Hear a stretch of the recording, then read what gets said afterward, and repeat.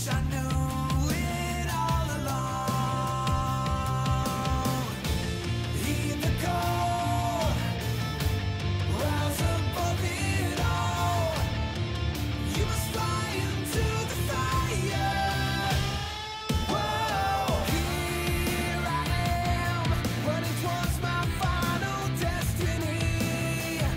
Though it may seem too much to bear, stand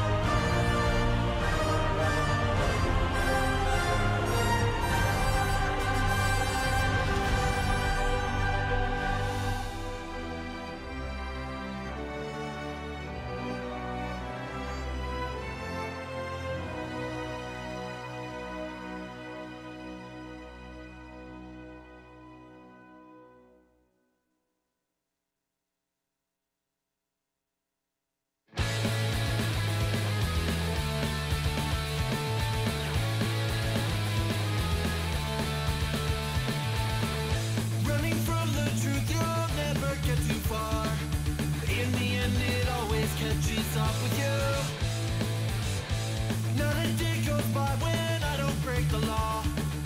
Can't escape it even if I wanted to. In a world with so much pain, we're all tied up in chains. Try to pick the lock and you break it free. Because you're not bound by the laws of the universe. If you just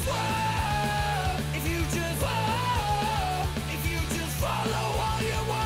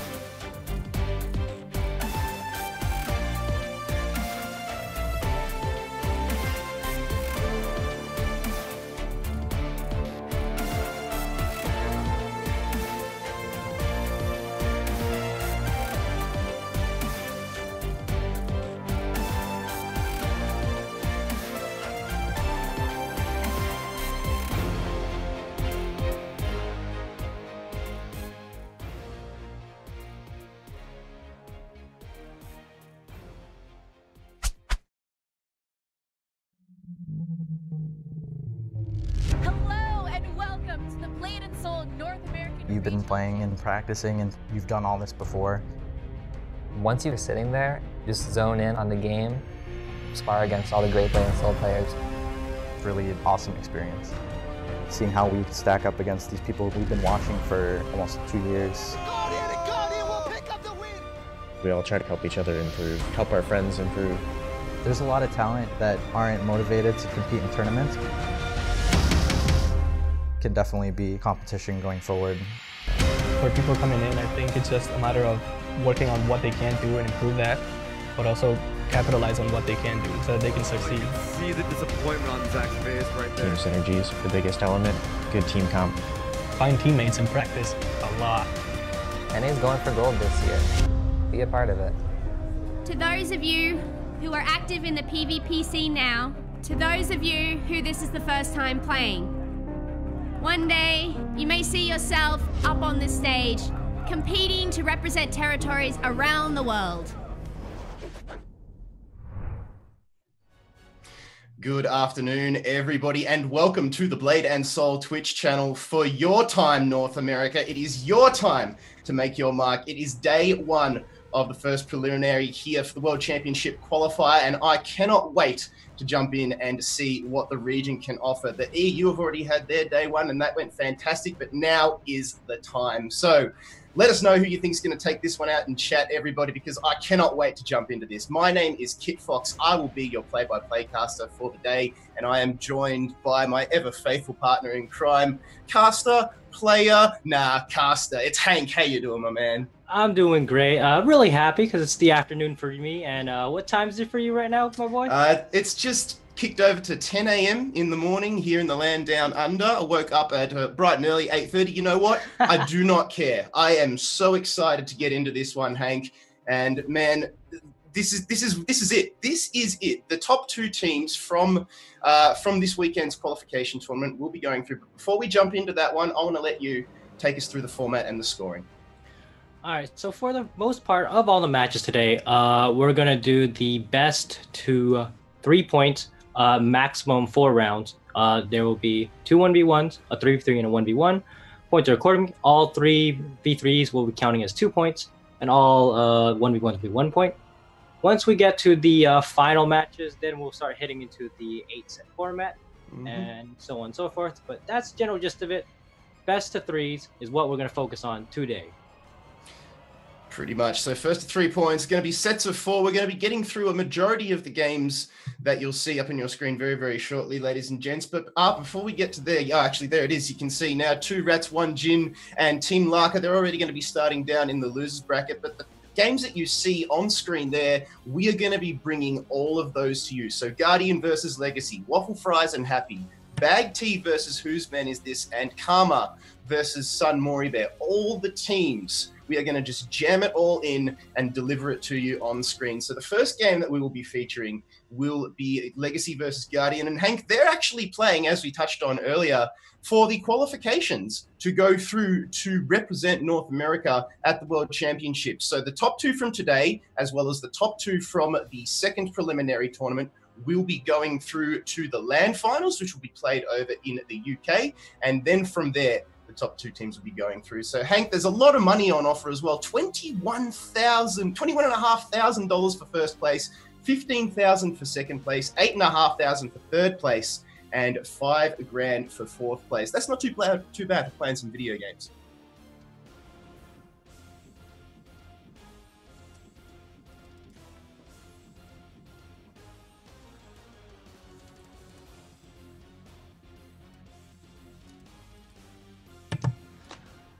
That's a lot of money right there. Like, of course, you don't obviously just want to just end up with last place, although it's great. 5,000, great money, and you get to go to the UK. Pretty good offset. But let's focus on our first match of the day, because it's definitely not a quiet sort of situation. All right, we have Legacy versus Guardian right there, and there's a lot of, this going to be a very interesting matchup, as you can see on the screen. We have the Bears playing on either Sin or Destroyer, Aikini either on his Warlock, Soul Fighter, and I believe Gunner, and Yasuni on his Warlock versus Sayuri, Warlock, Nisam as Destroyer, and Akito on his Sin. This is going to be a really interesting matchup. It is. I mean, Guardian is one of those teams that have got the experience. They've done it on the international stage before, and they know how to handle the heat. You know, if they say if you can't handle the heat, get out of the kitchen, mate. They are head chefs right now. They know exactly what they're doing. DeBears Akini is all extremely experienced. But I want to talk about the potential double Warlock lineup that they've got here, Yasuni and Aikini. Why do you think that they've gone with that sort of lineup, Hank? Well, I mean, the easy answer is like if you take the top 2 Warlocks, there's no other Warlocks to worry about. Am I right? But I mean, the actual kind of situation is the flexibility. I mean, Aikini is not. From our previous experience, he won't be the Warlock in the 3v3s. He'll be playing his Gunner, and that's still pretty powerful composition right there. You run the Destroyer, the Gunner, and the Warlock. In the 1v1s, though, you have complete Warlock dominance in it. That's horrifying for the other team. Think about it this way. If you can't deal with one Warlock, how do you deal with the second one? You know, you're playing a very bad game of rock, paper, scissors when all you have is rock and they all have paper. So I think they definitely, just having this lineup, it's just imposing. It's just that Warlock in your face, very powerful class. That being said, I wouldn't give it down to Legacy just in case. You have one of the better chances against that matchup. All right, Warlock versus Warlock. I mean, it's 50-50 by all technicalities.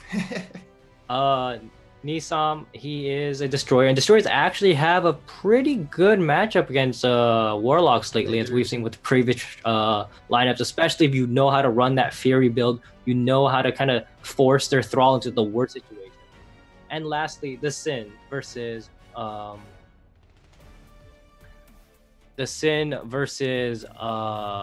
Warlock lineup, because you know the Sin, it's the class with no cooldowns versus the Warlock, the class that resets its cooldowns. So like you said, the Destroyer versus Warlock matchup at this level of gameplay is usually often favored in slightly more skewed over to the Destroyer. If you can focus down that Thrall, I mean, it's sort of a gamble every single time that matchup comes up. The Destroyer needs to make a decision. Do I go and just burn everything I have trying to take down that Thrall, thus limiting what my Warlock opponent can throw at me, what can escape from, etc., etc., or do I just go completely ham? Do I proc my Fury? Do I go red spin for days? And do I just try and take down the lock? Because the movement speed here is usually where the Destroyer has their negativity. That's the trade-off. They've got big, beefy hits and itty-bitty little chicken legs at the moment at the same time. So that's the trade-off they've got. But if that decision pays off, if they get lucky, Hank, that's where the Destroyer can just make ground beef out of a Warlock. Oh yeah, definitely. And then the problem, of course, is the Warlock's, most of its power relies on the aerial damage, and it's very hard to stun or daze a Destroyer. After all, while they're spinning, they really can't be stopped unless you're going to use your Tether Blade to knock down a CC in itself. But the Destroyer can roll, it can ground counter. There's so many options for it if it just gets knocked down. Or you have to use your Leech, and of course everyone knows the Leech, and followed by a CC, normally the Onrush, the Leech Q, people call it.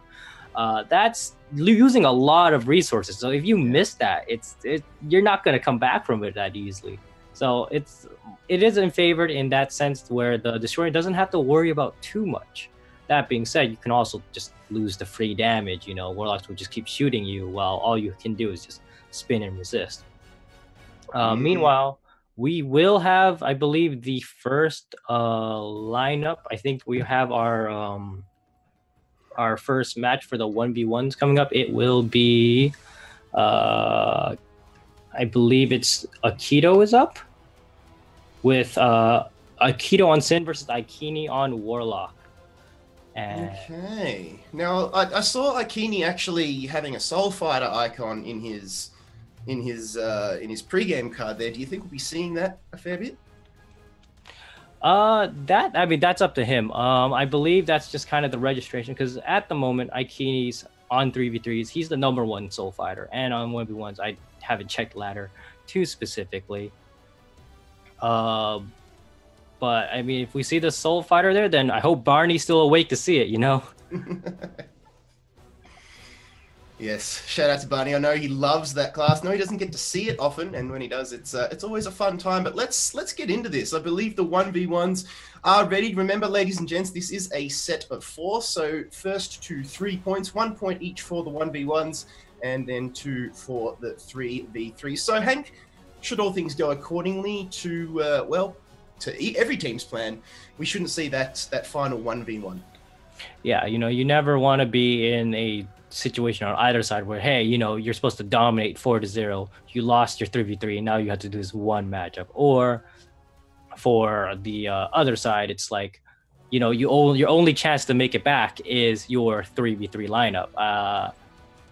You really will usually try to keep it one-sided, but we might see that final match, and it'll be even more exciting because the stakes are a lot higher. That's it. I mean, you've got the guys on Guardian, like I said before, they have done it. They have represented the region. They've done the hard yards. They've followed that yellow brick road, and they have tasted that goblet of victory before. Will they be able to do it here again? Game number 1 is versus Legacy. They're standing in their way, who themselves are all are fantastic players, just filled with experience as well. I mean, you've got Sayuri, Nisam, Akito. Sayuri's Warlock is definitely known throughout the North American region. So that'll definitely be something to keep your eyes open for. I'm interested to see how Nisam can pull off this Destroyer, though. Oh yeah, I mean he's played the Destroyer in a few tournaments. I think before he was actually on Guardian side. But enough about what's can possibly happen. Let's see what's actually going to happen with Warlock Aikini versus Sinakito. Let's get started. Just strafing back and forth, just trying to play with each other's range right now. They don't want to get caught with the insta-stun with Tether. Decoy gets used. We want to smoke, so the Tether actually gets hit, but you're not going to get that much damage. You're going to hide the smoke. But he opts for the escape anyways. Doesn't want to deal with any sort of aerial tactic. And Aikini is actually at a good start right now. He pulled an escape, Sanctum down, so he doesn't have to deal with it. Oh, but he gets caught in the Ice Mine, and that's kind of a waste of a Sanctum on Aikini's side. Yeah, well played there by Akito, though, to read that one out. So well-timed. And didn't really cost him too much. Now he decides to close the gap, tries to get a couple cheeky shots off, but gets caught in the gravity well there of the Thrall. But now, look at the damage he's trying to pour out here. The great blocking, though, coming out from Aikini, throws in the Thrall, trying to make something happen here. But Aikini will throw down that smoke, breathe deep, trying to go in and close the gap. That's an Imprison, though, coming out, though, from Aikini this time. And Akito doing well to dodge all of this, but there's the damage we're talking about. The stun comes off, and Aikini just has to sit there and take it. The Thrall comes out just in the nick of time, but that is about 70% damage that Aikini wishes he did not just take. Yeah, and he's using so much resource. Akito just getting so much free damage, although I'm sure he wanted to keep the air web, because now he's got to deal with this Sanctum, this time distortion right now. Akito's just hiding in stealth, trying to manage his stealth. Just if he can't get seen, he can't get hit. And he got hit by the repulse. All right, and now Akito has no escapes. Aikini having all of his escapes. The problem is he doesn't have that free leech. All right, he puts the Sanctum down. He's got to land a Tether or an Prism, and this could be a pretty bad situation for Akito. And the Ice Mine, once again, Aikini just caught in this. Akito's just going to get his cooldowns back. Aikini just needs to get one of those big, massive aerial combos off. Is that what we're talking about here? There it is! The Helix Salvo combo goes in! The Juggler Aikini finally comes out to play, and Akito is just left licking his wounds. Here we go. The game has just turned up a level. Akito goes in, tries to close the gap. That is great work, great play with the Thrall coming in there from Aikini, but now he takes a fair bit of damage. Heart Stab doing a lot of work on the side of Akito. Aikini now just forced to sit back and wonder where Akito is. In the stealth mode, gets revealed. Well done. In comes the Thrall, but Aikini taking tons of damage. Tons of damage. Throwing dagger as well for good measure. At range, this could be it. No! The escape is there. Tetherblade going in, and Akito finally picks up the win. How about that, Hank? That was a seesaw-style fight, but Akito, holding strong. Yeah, I gotta say, Aikini just had so much trouble. You mean the Sin can just stay invisible, and that Ice Mine. Oh, that Ice Man. The Sanctum is one of the most powerful things that a Warlock can use. You can't get targeted. It's like a stealth, but like you're more frustrated because you can see why they can't be targeted. And Akito's just like, no, I'm just gonna freeze you, leave you there, get my own cooldowns, rinse, repeat, and the damage that he was taking just can't be healed back. Aikini just really didn't have much control. He got that one aerial off, got a big chunk of damage, but Akito is really relaxed about, he has his own pace. He didn't have his escape, but he knew that Aikini was just out of CCs, and he just escaped afterwards from that. Yep, and I think it was pretty calculated. I think Akito knew that he could take one fairly decent combo just to allow his cooldowns to come back and reset. And when the opportunity was there, he escaped out of the next one, baited out his opponent's cooldowns, and was able just to close the distance. So well done there. First points going over to Legacy. So Hank, that's a good start against the veterans of the scene, the former, North American representatives. This is definitely how you want to start your gameplay. You want to get that morale on your side, because as much as points are worth, solid points, and that's what wins you the game, morale is what can lift your spirits and get you over the line in the end. It's one of those things that teams often underrate. Yeah, I think especially for Legacy, they have a good amount of bit to ride with this. I mean, Sayuri being the veteran warlock here of the team. And Akito, he himself, he was part of OUO for last year's regionals, top 3 member. And he's seen all of Guardian before. Like, he knows, like, oh, I was just this close to getting first or second place, but because of you, because, Guardian took the second place away from third place OUO from Akito in that sense. And you can't take out Nisam either, because he used to be part of Guardian just for that one rumble. And I guess they decided not to stick around, and that's gotta hurt a little in his pride. He probably has some words for them. But let's see what actions you have to respond, as we have Nisam versus Captain the Bears right now. Let's see who made the right decisions right here. The Sin versus Destroyer matchup. Nisam opting for that blue spin, but he instantly hits into the party decoy. We have the smoke. We have the flower. Bears playing very safe right now. Nisam almost out of focus.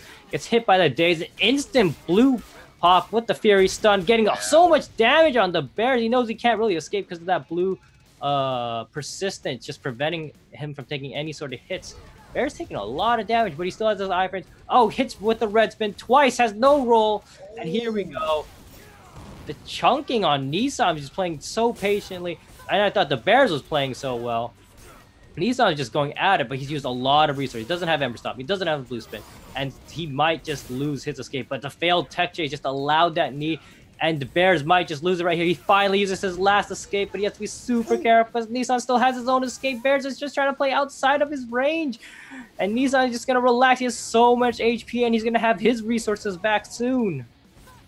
Now Nisam just sitting back, trying to find where DeBears has gone here. The Lotus of Escape will go down, so DeBears still has a fair bit in his back pocket in terms of maneuverability. Turning Leaf actually lands there on Nisam now, goes for the juggle. The Bombard goes in, but that is big damage coming out there from Nisam. Straight into the cleave, now into the Judgment. Is this gonna be GG? I think it might be. See you later, DeBears.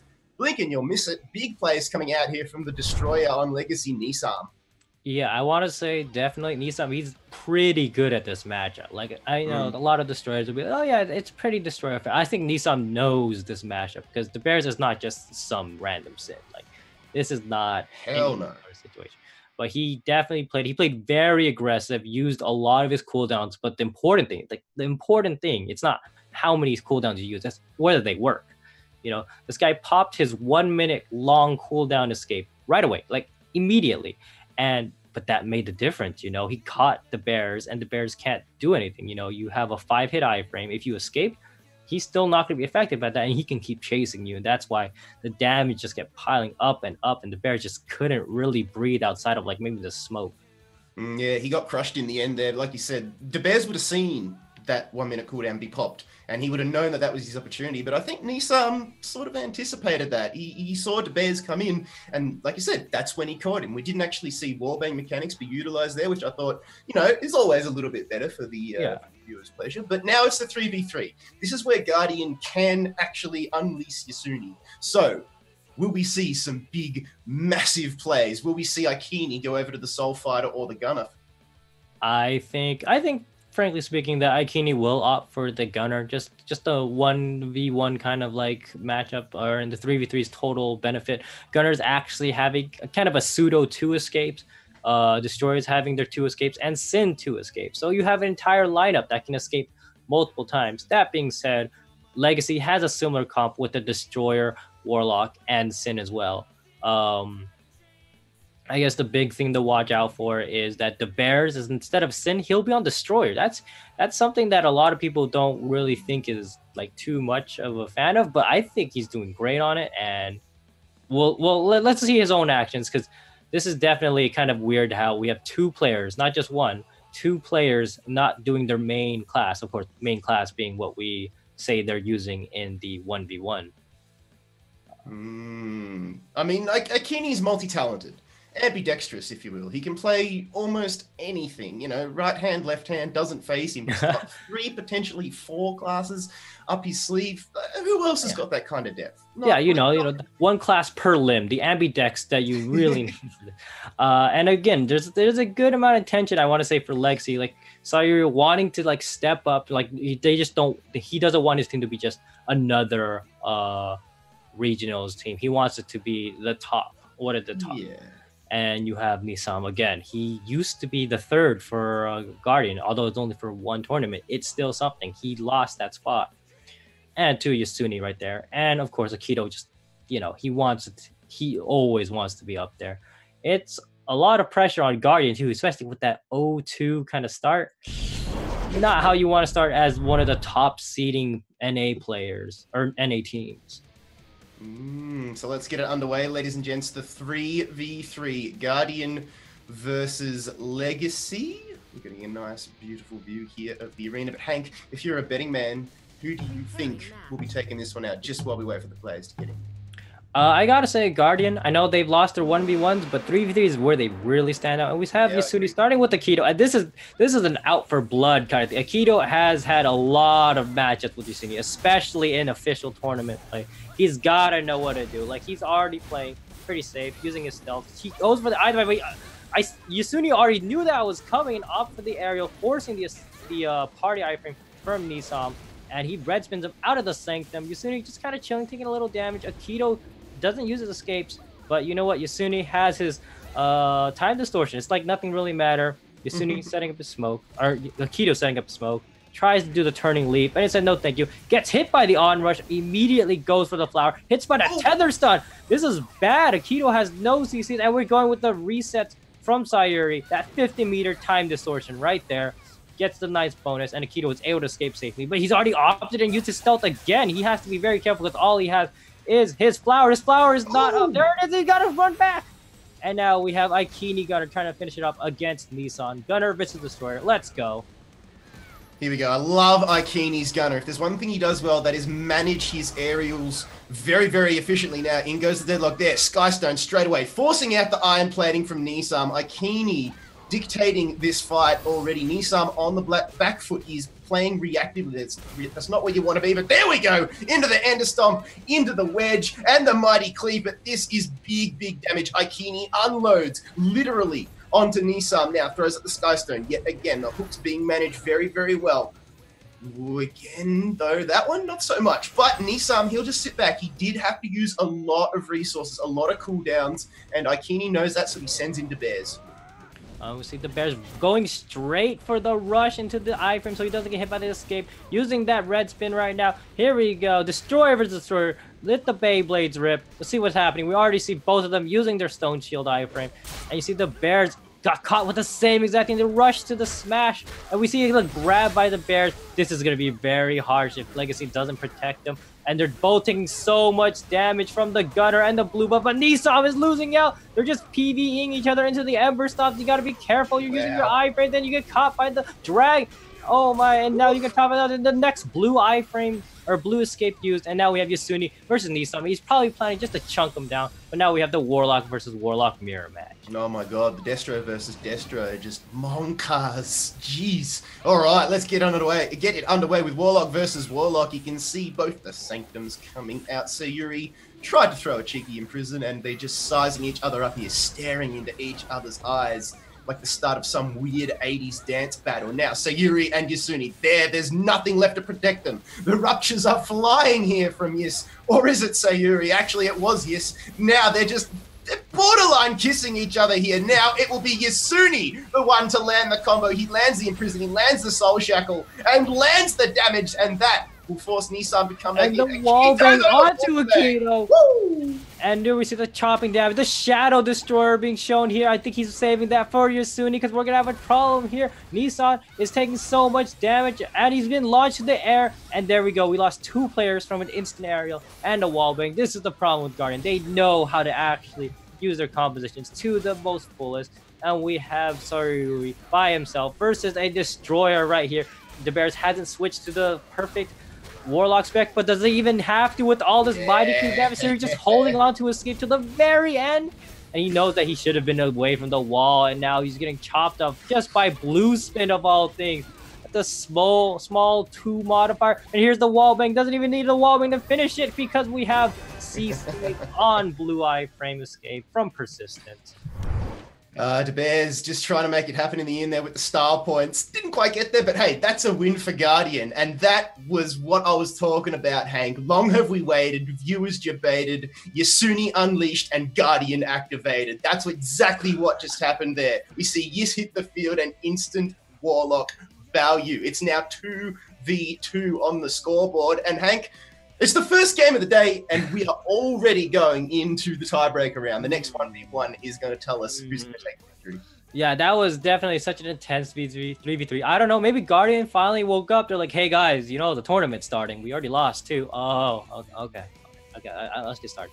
They're really smart plays. You know, you have the Warlock versus Warlock matchup right away in that 3v3, and they thought, all right, send in Akini, break that Thrall. The Thrall's gone, no problem. All right, Thrall is gone. All right, Akini's Sayuri had to get out of there. And then you know what?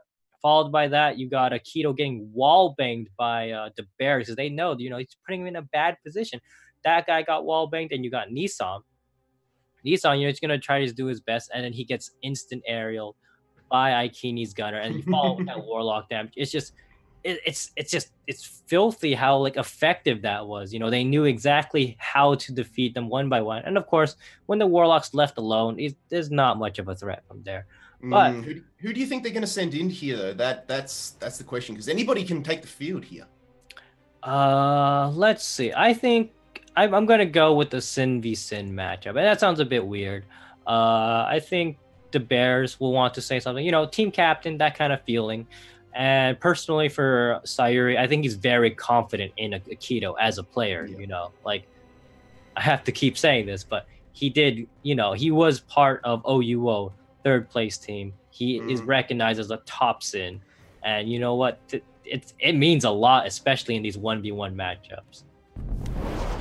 Let's get it on. This is the tiebreaker round here between Guardian and Legacy. Whoever takes this match will take the game, and it is going to be a Sin v Sin mirror match. De Beers versus Akito. Oh, wow. Already the Lotus going down there from De Beers, and Akito utilizing that stealth. Very good close shave coming out there from De Beers. Lands it on Akito, but he's no fool. He'll be happy. He knows that he can take a few damage, a few points of damage. 50% though, probably needs to start thinking about starting to retaliate a little bit. The Ice Mine goes in, but was completely dodged. Meanwhile, De Beers is going to be running that Fire Mine build to get those knockups. Let's see if he can utilize that. Akito staying well away from the potential knockup at the moment. Now De Beers goes in, takes a lot of bombard damage, now gets juggled up into the air. Akito now lands the web combo. Hank, this is still anybody's game.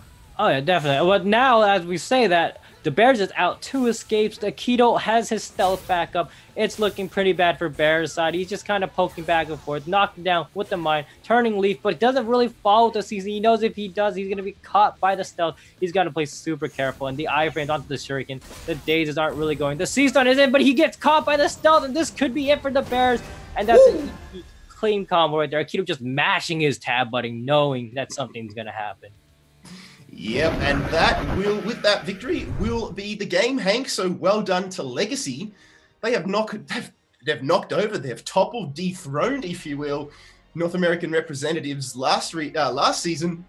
Guardian. That's definitely not something that, I don't know, didn't expect to see that, but Legacy, you really have to tip your hat to them. That's how you do it. That is how it's done. That's how you start, and that's how you make a statement in a tournament where there is so much on offer. Exactly. The first game, easy upset immediately. That's got to put a lot of like pride for Legacy right there. You know, they turned things around. I mean, we were saying like, oh yeah, you know, Guardian will do this, Guardian will do it. They got this. And albeit they did, you know, the 3v3 they did pretty well. But these 1v1s, Akito and Nissan playing phenomenally. I think Guardian, you guys need to lower your teamwork and go back to the all-stars, like the 1v. You gotta focus on that, because this is the actual thing, friends. This is your chance to get to your regionals, to get to Worlds from there. And the first step is winning that first match. But there you have it. Guardian losing to Legacy 2-3. Good job to both teams. Legacy moving on through the bracket. Guardian not knocked out yet. You guys got loser bracket. Don't worry. But definitely Legacy, congratulations. Well, that is it. Like you said, Guardian, their journey is not yet over. Losers bracket is the path that they are now being forced to take. It's a bumpy road. It's a windy road, but it's a doable road, and hopefully we can see them a little bit later on. But the next game that we're going to be featuring on stream, ladies and gentlemen, is Waffle Fries versus the most recent Rumble in the realm victor, Team Happy. Now, Team Happy in the Rumble were known as generic name 1234. For all intents and purposes and just sheer common sense, they renamed to Team Happy. So that is a big bonus. So, I mean, you have got some of, if not the biggest names in the NA region, apart from yourself, of course, Hank. Sorry. Oh, yeah. Didn't mean to offend. It's going to be Duckballs, Zach, and Virus. Now, in the Rumble, when it was on, when I mentioned when you think of certain players, you just think of that class straight away. Like, Duckballs Destroyer is the first thing that comes to mind with me. Zach, it's his summoner. Having said that, though, he has played a fantastic Warlock lately. And Virus on the Assassin, that's a no-brainer. You know you're always going to get value there. And hell, these guys will be looking to be back up to back up their major performance in the Rumble.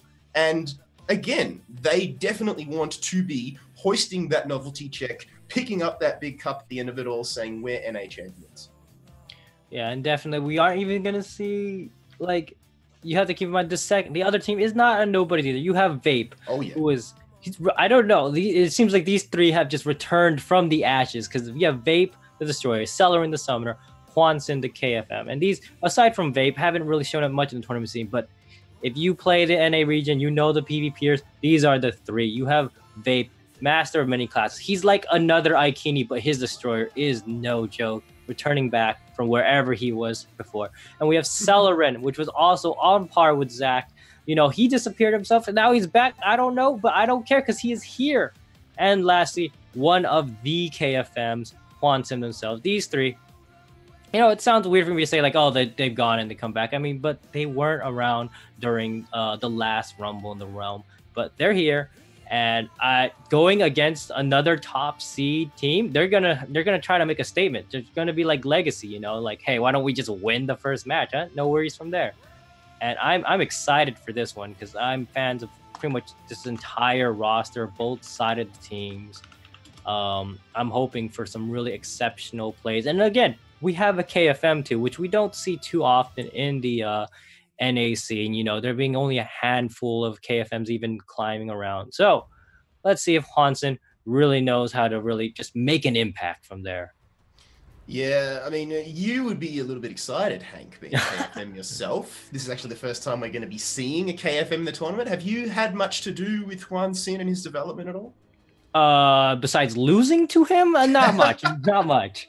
Hwanson, he is a very exceptional player. I gotta say, I'm kind of excited for what he can do. He's been known to be a very aggressive Kung Fu master. There's a lot of people think this class is very patient, and you can play very patient, and with the way it's built up. Hwanson is known to be like, I will throw everything at you, and I will make sure they will all hit. I will make sure they will catch you. I will make sure you are backed into a corner, and you have to admit, I am the KFM. That's the kind of person I'm expecting. Could be wrong. You know, maybe he's chained up for the tournament. But I'm very excited to see whatever the lineups right here. If we do like just rock, paper, scissors kind of thing, you know, you have the Destroyer. We get those Beyblades. We get the 50-50 lineup. Mm-hmm. Zach himself might be a bit worried because he's not gonna have a lot of fun if he does the 1v1s. All right, Vape I think has a pretty good advantage on both classes that Zach has. Celerin holding up, you know, that 50-50 on the Summoner, which Zach prefers in the 1v1s. And I'm going to say, like, kind of blatantly that, like, Kung Fu Master versus Summoner, it is not fun for the Summoner because that Kung Fu Master can stack those evasions like crazy, can stack the iframes, can play around your cat. It's very difficult. So I'm going to put a little, my little 2 cents. I don't think Zach will be appearing in the 1v1s, at least not for this 4 set. That being said, it doesn't mean it's not going to be exciting because we get to see, of course, Duckball and Virus's gameplay. Virus being very various, I want to say. He's done all sorts of style. I've seen him be very aggressive, very patient, and Duckball's just I don't know how to explain it. He just seems to be at the right place at the right time is what I'd call it. If there's one time we do see Zach in the 1v1s, it's when he is the captain of Team Happy, and he was the captain of Generic Name. And when we do see him, it's when it's the tiebreaker round. I believe in the Rumble we saw him. I can't remember if it was a 4-set or an 8-set. It was he came out clutch in the end on his summoner and got the win. I know it's happened. I just don't know exactly when it did happen. So he is known to step up to the plate when his team needs it.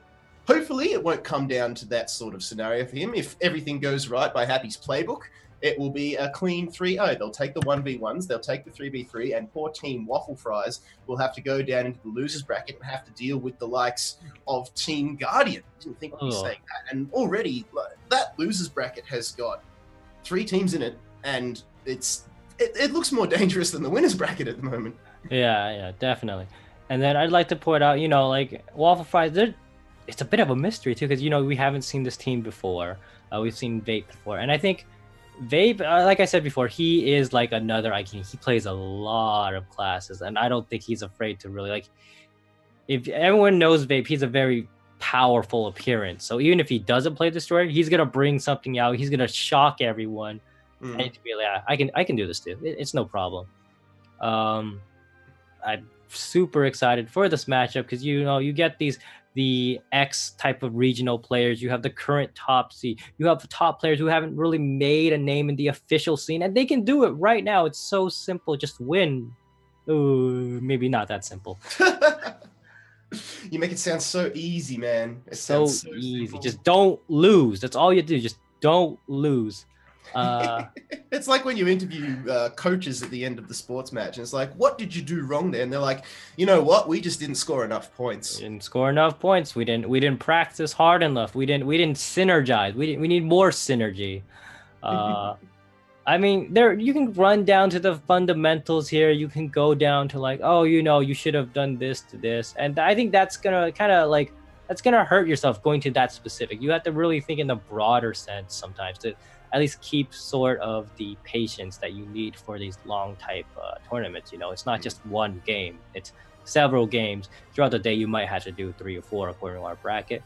But in a minute, we're going to have Waffle Fries versus Happy. Who do you think will be going first, Kit? Look, I think I want to see Duckballs come out on that Destroyer just because of the spectacle the man puts on every single time. But I think it'll be Virus probably to start. Excuse me, on the Sin for Happy, just because he's the Sin, and it's not really giving too much away. Everybody sort of expects the Sin, so to speak. So in terms of Waffle Fries, though, I don't know. I think we could see the wild card come out with Juan Sin on that KFM, or maybe we'll see Vape on his Destroyer. I don't think we'll see the Summoners in the 1v1, but then again, I could eat my words. Zach is been known to pull out the most random of he's the meme lord, and I wouldn't be surprised if we see the summoner come out. I'm sure you just made him proud with that title right here. But here we have the first match of the day. We have Virus. Hello. And we have the Vape on his Soul Fighter. We're gonna see something super exceptional. And we have the instant stun right away. He's opting for that Earth Build. A very powerful change right here. We haven't seen Vape really use his Soul Fighter before, but I will vouch that this thing is not a joke. Instantly catching Virus right there, holding that block so he won't get caught by a turn. And he catches them with the instant launch because he knew that he was just going to come in from behind. Gets the free damage from King Strike, and now he can't use his decoy. Gets smacked again, still no decoy. Virus not able to use any escapes. He has to go to C-Stun, and he's already used his flower, or he has his flower up, but that's his only escape. Chunking the damage onto it, but gets caught by the tab escape, and now we have self-defense Chi coming up for the Soul Fighter, and now we have the chance for him to heal up. Virus just trying to get as much damage. He gets hit into the ground counter, very unbecoming. And there's that quick aerial launch. He knows where the Sin needs to be. Catches him with the stun right out of aerial. Virus is out of escapes. And so is Vapes. This could be the end. And there's the Ice Mine actually giving way for Virus. And he can probably just turn it around right here. We have less than 10 seconds left on the second win for this Soul Fighter. Will that HP buff keep him protected? But no, the damage is so strong. Big damage coming out there from Virus. That ice mine to juggle Soto up in the air. Then at the end, that was picture perfect. I mean, the damage was just coming out so hard, Hank. You could see the bombards, you could see the poison breath, everything that the assassin had was just thrown at poor Soul Fighter. And that will be round number 1, going over to Happy. So weren't really too surprised to see the assassin coming out there from Team Happy, and that's exactly what they wanted. Yeah, and poor old Vape and all the Soul Fighter players out there, like that's what I'm talking about. That excitement, instantly catching Virus right away. He's like, oh shoot, it's a Soul Fighter. Ooh. And he knows, like, anytime that Sin even got close, instantly launched. He knows how to catch him with that Daze 3. It's pretty good, pretty beautiful. Sadly, you know, the Soul Fighters only has one escape, and it's hard. The Sin has a lot of CCs. The upside is, you know, the Soul Fighter can heal a lot. They get an extra heal buff, and that would have protected him, except, you know, Virus just froze him, and he was just like, I'm just going to wait it out, get my cooldown, burn your damage. He had 1 second left on the second one, just 1 second longer. Virus just didn't play as well, or if, like, he didn't crit, whatever random factor, all these factors, just that moment that he could have turned it around, and he couldn't, because Virus just locked it down. Pretty perfect, pretty well. Good job to you, Virus. But we still have fewer matches. It's only 1-0 in Happy side. I think they're the second name, so it probably should be 0-1. Regardless, there it is, 0-1 in favor of Happy. Next, we're gonna have our second 1v1. Let's get it on Happy with the advantage. They're now 2 rounds away potentially from taking out the victory. We're only into the second round of the day, Hank, and I am so excited. We are going to see Celerin come in on the Summoner going up against the Destroyer Duck Balls, and Duck Balls waste absolutely no time getting down the Amber Stomp and trying to land the Judgment. But out goes the Rose Thorns from Celerin in retaliation, just trying to make something happen. Needs to keep the distance. Cat is trying to make it done. The red spin from Duck Balls is just hurting my eyes at the moment. It is all over the screen. Just cannot catch Celerin, however, deals with the cat accordingly. Now in goes Duck Balls in to the wedge, and now just unloads on to the rat and cannot actually get the wallbang he's looking for, or can he? The knockdown is there into the cleave after cleave. Celerin has got absolutely nothing. There is no escape available at all. Just has to sit back and take it. But the Summoner has got the sustain in the back pocket. That is where Celerin can win this fight, just through sheer length of it. Now Duck Balls just takes a lot of damage. Cat is back around and just being an absolute pest. 26% HP. Pile driver though coming out there from Duck Balls. This is extremely close. And we still see them at a super low HP. You know, the escapes are running out. But we have the roll right there for Celerin. Now he's using his escape. Celerin has no escape. Duck has no escape. It's all about the next CC. And we see the red spin just gonna chunk him down right here. Duck Balls getting it done. Like, the name of the game there was spin to win. There was no way Duck Balls was just letting up, not letting Celerin get anywhere near the Destroyer unless it was on his turn. So Celerin did have the heals to play with, but there's just too much damage, too much pressure, and that will be GG in the second 1v1 of this series. Going over to Team Happy. I've got to say, Hank, not really surprised about the results of this one, given that the experience on Team Happy, given that they are currently Rumble in the Realm champions, that this patch is their baby at the moment, and they know how to work it and work it good. Yeah, I thought Celerin had his good chance, you know. So Duck was running something not too great, or more of unlucky, you know. He ran deflect spin while Celerin was like, I'm going to have blue bees. I can blast you for all the damage because you have no defense from your spin. And he saw that Duck, you know, used his persistent, and that was his chance. And he got so close, you know, put him down to like 20% without really doing too much from before. But, you know, the Destroyer is going to get his cooldown back. He's going to chase through. But enough about that match. We have our 3v3 coming up. And this time, I think Vape's going to get opt back for his Destroyer. Celerin's going to stay on Summoner. Juan, we get to see the KFM, the first KFM of the day. And we have Happy with Duck Balls on Destroyer, Virus on Sin again. And then Zach, we'll see whether he's going to opt for the Summoner or the Warlock. Maybe he'll go Summoner for pride's sake. You know, they have a Summoner. Why can't we have one too? Pretty much, man. But I think, look, Zach, it doesn't matter what class Zach plays here. We know that he's known for that summoner. If he chooses to go for the Warlock, so be it. I mean, it's not going to be like it's a detriment to the rest of Team Happy, depending on what class he plays. But that's up to him. He's the captain. He gets the final call. And we'll just have to wait and see. But I'm really looking forward to the KFM Huan Sin. I mean, I know a lot of people in the chat are as well. They reckon KFM is either super strong or super, I'll say, poor, depending on the person whose hands it's in, Hank. And I know that yourself being a KFM, you know Huan Sin. You just know what this class can do.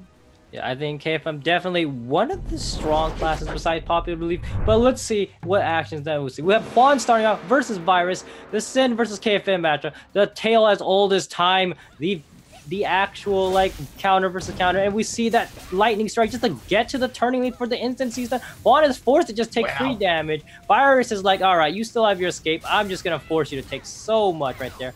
All right, Juan getting this Z and then launching immediately. And we see the Shadow Destroyer just chunk Virus right there. Summoner on Zach trying to heal things up, trying to iframe it. And it's looking pretty grim right now. Juan is just going in at it. Skill after skill, knocking Virus out of stealth. And this is his chance. Goes for the Tiger Pounce. And unfortunately fails the tech chase. And he got returned. And there's another freaking execute from the Shadow Destroyers. It's like they communicated on, hey, how much can we just show each other off? Vape is in the game right now versus Zach. All right, Zach's turn to play this matchup right here. Can he do it? Well, he's got the blue pedals, and he's just trying to, just hurt as much as possible. Vape is, he's just going to stand back. There's that launch by the blue spin. The execute not quite landing. No, why did you launch it right there? You had to go with the pile driver. The cat doesn't let Vape keep comboing. He grabs it and says no thanks. Oh, no. And now Vape is going to take so much damage, and this could be it right here. Unfortunately, that cat pin is forcing so much, and there's still that debuff. And we see Baby's actually still on Fury. He can't really escape. It's Juan's turn, and there's that KFM triple kick right there. You can't tag in on a KFM. There's no way to stop him right now, and you get caught by the smash. All right, chucking Juanson. All right, they're both. Juanson's kind of low. Vape is very low, and Virus can not anything that he can really worry about.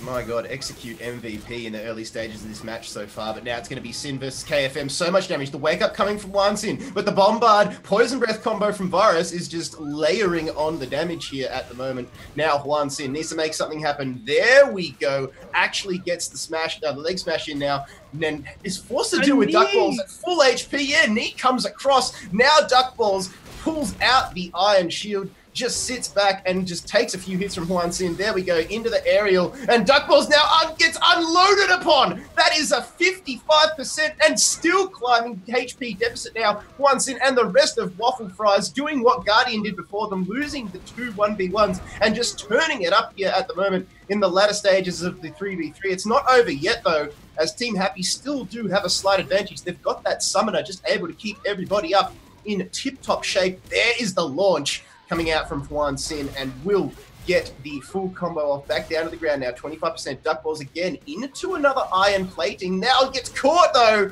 by the axe. Now this is lots of damage. Duck Balls just wishes he didn't have to take. They are fighting on top of an Ember Stomp here at the moment. Now Duck Balls goes in with the smash and will force the assist. In fact, the tag out coming out. It's Zach coming in for Duck. And you see Zach back on the Earth Summoner build, probably something he prefers, and we have Celerin with his cat super low. He has to be very careful right now because he can't let that thing die, or this mirror matchup is over right now. Celerin getting pinned right now. There's the blue buff by Virus, and he just melted Wanton trying to help, but he got hit by the poison breath. You can't do that, friend. And now we have Waffle Fries at the worst situation. They've lost their KFM, and Vape just melting people with the execute right there, trying to just burn it off so well. But unfortunately, is it really going to be able to keep up? Now we have Virus versus Vape, and Vape is in a very bad situation. He doesn't have persistence up. He has Fury. He can't escape right now. It's already 100-0. Celerin by himself, and what can he possibly do in this situation? Oh, the bees! His cat was barely standing, or his cat is actually already dead from a while back. Celerin has no friends, and it's him and Virus. Maybe he can chunk 20% off of Virus, except C-Stun exists. Loaded Spirit, putting the CCs, just comboing and comboing and comboing, and he's dead. And that will be indeed the round and the game, Hank. Going over to Team Happy. Team Waffle Fries, though, that wasn't bad for them at all. They just got absolutely destroyed by that execute that was coming out. I mean, man.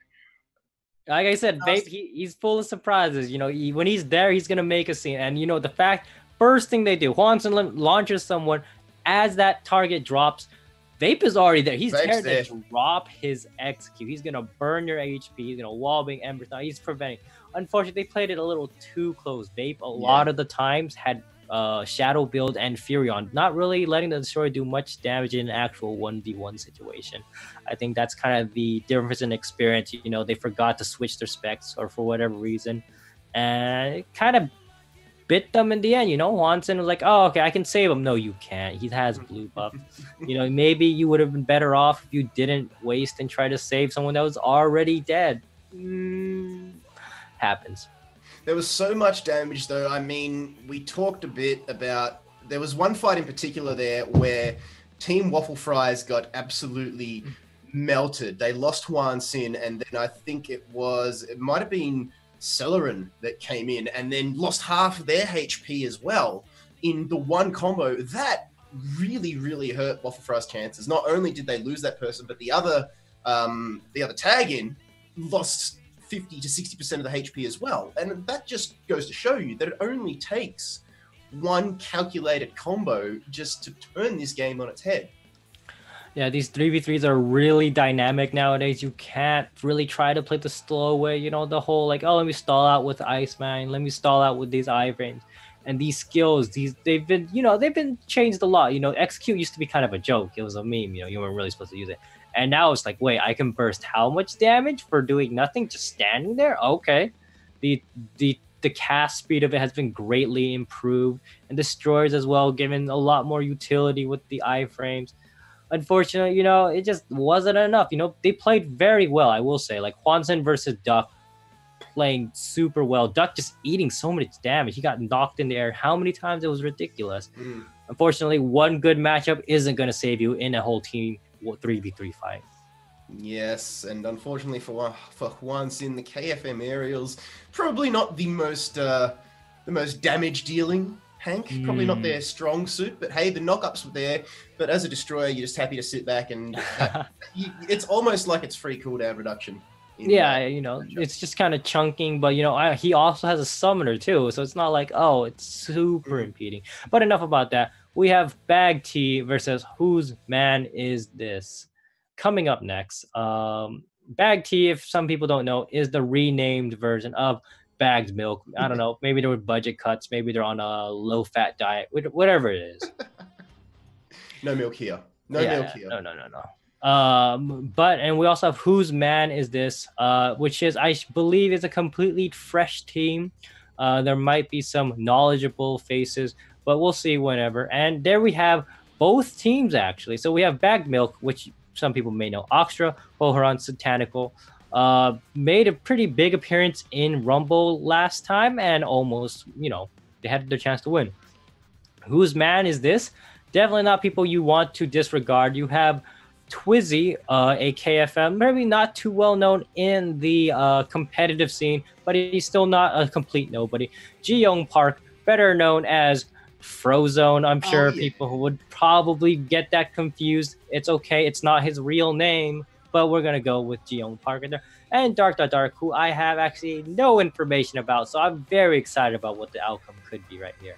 Yeah, Dark has sort of surprised us all. Let's see what he can offer to the table. But Pohan is one that definitely catches my eyes on the side of Bag T. He is a fantastic gunner, but if there is one thing he needs to take into account is that is staying up way too long in the Skystone, getting caught and costing his team, especially in the 3v3. So without a doubt, Pohan would have looked back at that performance and gone, you know what, I know what I need to work on, and just polish that, iron it out of his game. And now he's coming in with a fresh top, no creases. And you know what? Shout out to Cymex with his new shirt. Pohan's rocking it as well. Yeah, we're definitely very interested. I think the lineups this time might be in Poharan's favor, to be honest. The Gunner versus KFM, Blademaster, and Destroyer. I think they're a bit Gunner favor. Maybe not too much, but just enough to perhaps make the difference, in which Poharan can safely be like, hey, put me in the 1v1s. I need to play 1v1s. I need to, prove myself. But don't forget, we also have Satanical, the veteran player, regional player as well, an exceptional BD. and he's gonna put a lot of work in. There's been a few changes to BD that kind of makes it a little bit weird. The KFM matchups actually feels a lot more Kung Fu Master sided, thanks to that change into their E strafe, which, you know, BD, their neutral is going to be hard. But they also have the great new wind build that's been buffed significantly, which will help deal with the Destroyer matchup just a little bit more. Just my own 2 cents about it. But enough about this whole rock, paper, scissors. We got to see what's actually going to happen. But I would say Pohoran, it's got to be a lot of work on his shoulder, because he's got to be the all-star in this case. He does. He's definitely got the potential for the most damage. So Pohan really needs to step it up here, but I have no doubt that he will. It looks as though he will be the first player going through versus Ji Young. So we're just getting the whispers coming through. It will actually be Pohan who will be taking the field in the first 1v1, going up against our man, Frozone, Ji Young Park. Call him whatever you will. It's going to be one hell of a spectacle. But who do you think's going to take it out, Hank? Are you throwing your eggs behind our caster buddy, Frozone? Listen, I like Frozone, all right? He's a good friend, cool guy. I think he might be a little overhead in this situation, though. All right, the Gunner, it dances around the Blade Master a lot, especially with their powerful guard break. One guard break is enough to kind of turn it around. The instant aerial, they do have flock now, which, you know, it helps a lot. You know, the fact that you can now protect from range attacks in the air. The big problem with Blade Master is, aside from 5-point strike, they don't really have a way to really instantly catch the Pohoran, and he can just reactively use those hooks. All right, all of his other CCs, you can kind of tell there's coming, and you can respond with a hook. Meaning, he's got like Frozone. He's got to be very careful on how he uses cooldowns. Again, Blade Master is known for having one of the most amount of CCs of the entire Blade and Soul game. However, they have very significant cooldowns and are very situational. You have to get to draw stands too. And I mean, Frozone's a bit of an old school type. He loves using that lightning build, which is very viable. Just it also has focus requirement too. So there's so many things that it's just kind of like, I'm sorry, dude, you're gonna have some trouble with this. But if you prove me wrong, I'll make up for it somehow. I will make you the most gratified Blade Master of the rest of the entire bracket if you win this Frozone. But you have to prove me wrong. That's step one. Step one. I like it. It's like, so if I swipe right on you on Tinder, Hank, does that mean that, you know, step 1 is you need to buy me a drink? Step 2 is you need to tell me a good joke. Step 3... No, you can't mention what happens after step 3. But definitely an exciting game. It's also interesting because I don't believe that Frozone, you know, he hasn't been known. He hasn't been seen around during the Gunner patch. So I hope he knows what the Gunner skills are too, you know. He has casted, so I mean, he knows the names. Let's see if you can play the game though. And after that, you know, just kind of to fill the void after the Frozone versus Pohoran. What's our next game going to be, or what's our next match, Kit? After that, Frozone versus Pohoran, we have got the Summoner Oxtra going to be going up against KFM Twizzy. Ooh. So, before we get into that one, though, we do have to get through this one. We do have to let Frozone take the field up against Pohan. Now, we're just waiting for the players to just ready themselves up, and we'll get into the game. Thank you so much, guys. Hope you're having a fantastic time. It is day 1 of the North America Preliminary World Championship Qualifier. If you like this, man, have we got more for you. We've got the games on tomorrow as well as a second preliminary, Hank. So the top 2 teams that qualify from this tournament here will actually be going through to the finals, which will be held over in the UK, and then they will get the chance to represent the region. But on the 3rd and 4th of August that you see there will be 2 more teams that will be joining the original 2 from today. So a 4-team total, Hank, will get the chance to represent the North American region. And then that's when you play for the big bucks. Oh yeah, definitely super high stakes. Let's pretend that didn't happen right there. House phones still exist, okay? Kid, please banter. Oh, my man, just put out the call. Hank, is this like where we get to look at you whack mute and then just lip sync like Chinese to your mum in the background or something? Man, that'd be funny. That would be That would be subscription-worthy material right there, I think. But Hank, we'll never let you live that one down, my man. But the countdown is on. That's all good, man. Clear your head. Focus. Who's going to take this one? Will it be Bag T or will it be Whose Man Is This? Don't forget, it is Frozone, your man, going up against Poan first. I think he's still listening for the phone there. I don't think anybody's picked that one up just yet. So he's like, oh, hell no. Oh, hell no. Come on, man. Come on, guys. What are you doing? Hey, never mind, Hank. It happens to the best of us. I mean, my headset just came out. Now I have to plug it back in. So that's all right. There you go. I saved you, my man. I saved you. I saved you. It's all about me now. 10 seconds now ticking down. Ladies and gents, Bag T versus Whose Man Is This? The winner of this will progress through the winner's bracket. The loser will be joining Team Guardian and Team Waffle Fries down in the loser's bracket. It's not down and out yet. It's not all sour grapes, but you do not want to be dropping any games if possible. There we go. Poan versus G Young Park. Blademaster versus the Gunner. Already Poan just doing what he does best, and that is be a bird. He spreads those wings and just loves playing through the air as much as possible. Exclamation mark, ring ring in the chat. Hank, I want that on your tombstone. And it looks like my man is still stuck. He's still stuck. That's all right. We'll get this one underway. The longest cooldown there ever, our phone call. Yeah, G-Young Park. Michael already taking so much damage right away. This guy using the aerial to get the evasion, and we see that he has opted for his shoulder charge. And oh, there's another stun. And you know, Michael finally gets to use his escape, uses that daze, and you have the alpha call. He's just gonna wait it out because you know there's that instant tap escape. Poran's in a good situation. Then we have Frozone able to heal just a little bit right there. This guy's now he's just gonna wait patient. That left kind of taunting, said, "Hey, try to hit me. Look at these moves." He's dancing all around, and unfortunately, though, you can't really break that barrier right away. I'm sorry for you, Frozone, and I'm sorry that I couldn't be there from the very beginning. Damn, Frozone. What happened, man? What happened? Blink and you miss it. Poan just it was like a training run for Poan. Look. You have to tip your hat. That was very well played. Definitely Frozone just having a lot of difficulty there. He opted for the more aggressive shoulder charge, which isn't a bad idea. You know, instead of iframe, you get the instant daze, and you know you have to catch him with, and that's the problem. You know, unfortunately, lower cooldown, you can't heal from it, and he misses a chance to use it. And then Poran's just gonna dance around again, that instant aerials and whatever leftover damage, and then he has to throw it. He finally gets to use his escape. He finally gets to use his second win, and by then he's less than a quarter HP left. It's unfortunate, but it's not all bad yet. That was only the first 1v1. Remember, there is still a few more games to go, and that potential 3v3 as well, which we have seen stranger things happen. We saw Guardian, who were 2-0 down, come into that 3v3 and then take the win. So that keeps them alive, but let's hope that Whose Man Is This don't get to that stage. They'll want to be taking the next couple matches comfortably. Remember, they only need 1v1 and a 3v3, and then that's all she wrote. So the shorter, the quicker, the better in terms of the players as well. They don't want to be exerting any more energy than they have to. Minimal effort for maximum reward. That's what you want. But let's see who's going to take out the second round. Remember, we've got that Summoner Oxtra coming in.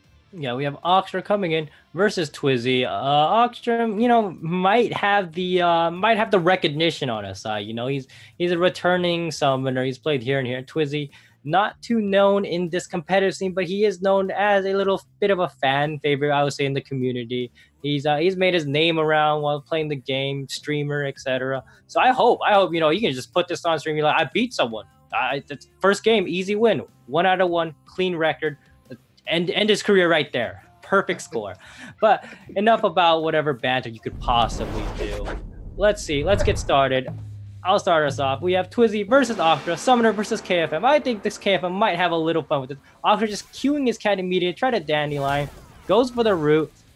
And we see Twizzy already getting his iframes off of the cat right there. He's using his elbow right there, so he doesn't have to worry about any counter breaks. Unfortunately, if Oxtra for some reason has the other type of roots, this could be bad. He catches with a nice sort of tech chase right there, but unfortunately the back end is just so strong. Catches them both. Oxtra, you are in trouble right there. He uses the PvE searing palm and he can just murder the cat right there. Oxtra backing away, so much damage. Escapes on both sides are used, and we see that Twizzy might be in a bit of a situation. He ices himself to keep clean, It seems like his Searing Palm has expired, so he loses a main source of damage, but he can still 2RF all day. The elbow just kind of poking in his direction, watching the cat. The management's really safe. Oxter is playing very safe. He knows if he hits accidentally into the counter, into the thing. And regardless of what I said, let's just go with the straight stun. Wow.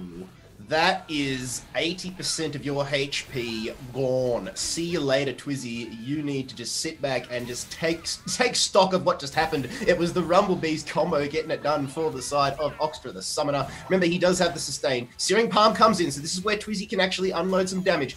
Will it be what he needs? He's got 11% HP, but the stun there is good. In goes the lunge from the cat. 13% HP now. Twizzy really needs to be careful here. He's just taking range damage for days. Needs to be careful, get some kind of counter off. Needs to catch Oxtra, because at the moment he's just delaying the inevitable. It's going to be Rumblebees after Rumblebees. Blossom goes out as well. 2% HP now. Twizzy just slowly getting taken down, and the cat goes in for the meal kill, and Bag T will actually take Did you just meow? the meal kill. That was it. The slow death. Okay, not acknowledging that anymore. Unfortunately, Twizzy, I'm so sorry, friend. You had your chance. You had such a good start. You know, the PvE Searing Palm let you stack so much damage. Problem is, you gotta keep damaging. Once you hit your 4 stack, you can't do much anymore. And sadly, he's opting for the elbow strike, which, you know, not too many people think about. It does provide the same amount of it actually has a shorter counter time than the regular counter, but you can't guard break it. That's great. Problem. Here's the problem, friend. All right. It only resists 1 hit after proccing the counter. So the summoner, to say you're using Bs, you fire a Rose Thorn, then a B, you already lost your iframe. It's already gone. So not, in my opinion, that might have been the problem, because you took so much damage just from, you know, him just doing nothing. He just hits into that, and he just keeps hitting and hitting Twizzy.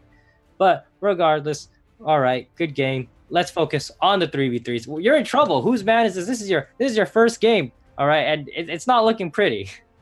No, Satanical will be just sitting on the bench, all fresh, all ready to go, going, what the hell am I about to be thrown into here? But if anybody can do it, it is him. I mean, one of the best BDs going around in the region. We've seen him come tournament after tournament, time and time again, just proving that he's definitely got it when it comes to skill, and definitely got what it takes to be a performer at this level on the BD. So hopefully they'll unleash him in a similar fashion that Guardian did to Yasuni. Remember, all that whose man is this needs to do is take this round, and they will be victors of not only the round, but the entire match against Bag T. So Bag T definitely want to stay alive here. Poan, we've seen already, he's hit the field, Hank, and did not stay up in the air for way too long. He has learned his lesson. Yeah, like Froza wasn't able to just catch him right away. So, you know, let's hope this stays, because the real catch is from the Destroyer. They're really good at catching people from the aerial. They're kind of that, I guess you call that the Z-axis hitbox is a lot larger. Let's just hope, you know, that the real reason why they're losing isn't because of the caster's curse. You know, we had previously in EU, Hengetsu also, you know, kind of dropped out. We have Frozone on the caster side for a team. Yeah. Let's see if you can turn that around. Once again, I'm expecting Poharan. He's gonna start off the game. You know, the gunner, the powerful damage right at the beginning. Who else is gonna be able to respond to that? That's actually my other question. I'm wondering whose man is this? Is who's gonna be sent first? You know, all 3 of them, I think, have a difficulty dealing with like gunners just right away. Like as the first thing that shows up, you can have some really cheeky things like, the gunner can go with the bull rush into the instant double barrel launch, and you're like, well, I guess I'll lose half my HP now. Yep. Gunner ridiculously strong at the moment. Just the sheer numbers are you know, they're borderline unrivaled since Warlock, if we're doing the hard math here. And the starting composition of this match will actually be Summoner going up against a Blade Master to start things off. So it will be Frozone versus Oxtra, it looks like, to start things off. So Hank, can he make amends? Look, we're not sugarcoating things here. Frozone had a very poor opening round, and he'll definitely be wanting to make amends for that. Can he do it against Oxtra, considering Oxtra had an even better round against Twizzy? Let's just blame the caster's curse if he doesn't, huh? No, I think that he has a pretty good chance either way. I don't think it's a matter of like. I don't think it's a matter of luck. I think it's gonna be skill that both of them can do. But given our 3v3, we have Twizzy versus Pohoran right here. The Gunner versus KFM. There's that instant stun on the KFM. Like I said, this is such a bad way. It sucks for KFM. There's not much of a hope. He tries to get that cheeky bull rush to double barrel and fails, and we have the ice to the CC. And look at Twizzy getting so much free damage in. The KFM says, I can do that too, and I don't even need a cheeky aerial for it. Yeah, retreat. Poor Pohan, 50% HP. You can see Twizzy now just not wanting to go anywhere near that Skystone because Pohan, he loves to dance around in the air. Twizzy says, you know what, I think I can tangle with it now. Pohan straight up into the air, already just juggling himself, but smart. Doesn't stay out there for too long. Now in comes the assist. And it's Twizzy needs the assist already. That will be the Stone Shield coming out there, just keeping him alive. Pohan, though, is just happy to sit back. Will blow Deadlock. Tombstone's still sitting in the bank. There it is. Now it comes out. This is the damage dealing potential that he needs. But Pohan is on the back foot because Twizzy just catches him out. Just as Pohan's eyes light up, Twizzy says, thank you very much. I see my opening. And now I'm going to take it. Pohan just has to sit back now. And Twizzy gets the knock up. This could be potentially disastrous here for Pohan. But in comes the assist yet again. In fact, he's forced to use the tab escape as well. Yeah, Twizzy playing very well. He's not getting too much damage after that very first combo, but he doesn't really need to. He's forcing Poe to just waste his skills, waste his combo. And this has got to be very frustrating for this Gunner. You know, he's probably happy thinking, okay, I can do this matchup. I can do it well. And he's only so far, the only time he's caught Twizzy was with that instant bull rush double barrel. And that's got to be a little demoralizing. I mean, you can't really catch him on any other instance. But now we have Satanical. All right, let's see if he's opting for a different build. He does the knockup, doesn't follow up with the second knockup. So he's doing pretty well. He's going to instant tag now. And we have Frozo instant launch. No, Dark instant launched in the air. He needs saving, my friend. All right, it's okay. This story is down to a little less than 60% HP. There's the wall bang, but there's no follow-up. Let's KO follow-up by myself. Getting the double hit, and you get called by the Beacon. And now Dark gets such a bad situation. Having used all of his escapes, hasn't used Ever Stomp, his Red Spin. He doesn't have that many skills left. And now he has to deal with the Satanical just chilling. Launches them into the air, but you know, the follow-up after that is going to be hard. And you see the free Mighty Cleave. Retreat, Dark, put yourself in the stone shield. Take a break. You deserve it for now. So now in goes the stone, it's the iron plating went in now. Satanical getting it done here, goes into the Phantom Grip, and before he can go over for the wallbang, he calls in the Gunner Pohan just to assist on the damage here. Out goes the Lightning Draw. Now Ji Young Park comes in, and that will in turn force the tag out from Satanical, and Oxtra will come in. So we've got a Summoner versus Blade Master matchup, and poor Frozone is just getting absolutely melted here. It is way too hot in the arena, and this man is just becoming water. He's got 30% HP at the moment. Tombstone now comes in from Pohan, who has taken the place of Oxtra. That will force our man out, and Twizzy back in. And we see that Pohan already used his Alpha Call too, so he actually has no escapes for a good amount of time. Is he going to opt to get out? No, he's staying confident because he doesn't want Twizzy. And the Flying Slap almost caught him, but you know, they have the Deadlock to protect him from there. He's going to hide in the sky. KFM can't really catch him in the air, and Twizzy instead gets launched in the air. This could be it. And we have Frozo returning in for the dab. He's going for that revenge, and Pohan's almost there, but Twizzy's almost there, and they're both almost dead. All right, Twizzy's trying to respond right here, and we see Pohan just running away, and now he's going to get Oxtra. Make sure you don't get PvE this time. We respond with Dark. You know, let's hope he's not getting chunked instantly. Pohan's at a super low HP, but you know, whose mana this is not doing great on HP either. You have Oxtra just sitting at max HP, which is not a great situation. Dark is going to have to play around this, and he gets good with the Daze, with the Smash, but unfortunately doesn't quite chase it as the cat is too dangerous. Wallbang not quite falling to him, but the Drag actually catches him. He gets the grab in, and now he's going to play in his space. The escape used by Oxtra, this could be very bad for Bag T. Dark was edging over to the wall there. You know what he was thinking, and Oxtra was able to read that, blew the escape. Now in goes Dark, throws out the cleave, and now Iron Plating will be used to buy him a bit of time. Decides to go in with the Blitz. Now gets a wedge off, but in comes the assist. Oxtra just calls the boys because he needed it, but so did Dark. So did Dark, and it looks as though Twizzy's been taken out amidst all that. Pohan now is the one who comes in for the side of Bag T. It's 3v2. While that was going on, Hank, He was taken down. In goes Ji-young Park. That's Frozone, who's just stuck in the air at the moment. Po-an doing his best circus impression, juggling him up in the air for that full length of time. Deadlock now comes out. He'll happily sit back there and just take a few hits. Po-an now uses Skystone into the air. Dark, 20% HP. Needs to close the distance here, or otherwise Po-an is just going to take this one at range. Again, sitting up there in Skystone. We've got, what's that, 40 seconds away from Tombstone, so that was just utilized. 18% now from Dark. Tries to get the throw off, unable to get there. That is going to be it, and Po-an with the aerial knock-up will take Dark, and Bag T will take the win.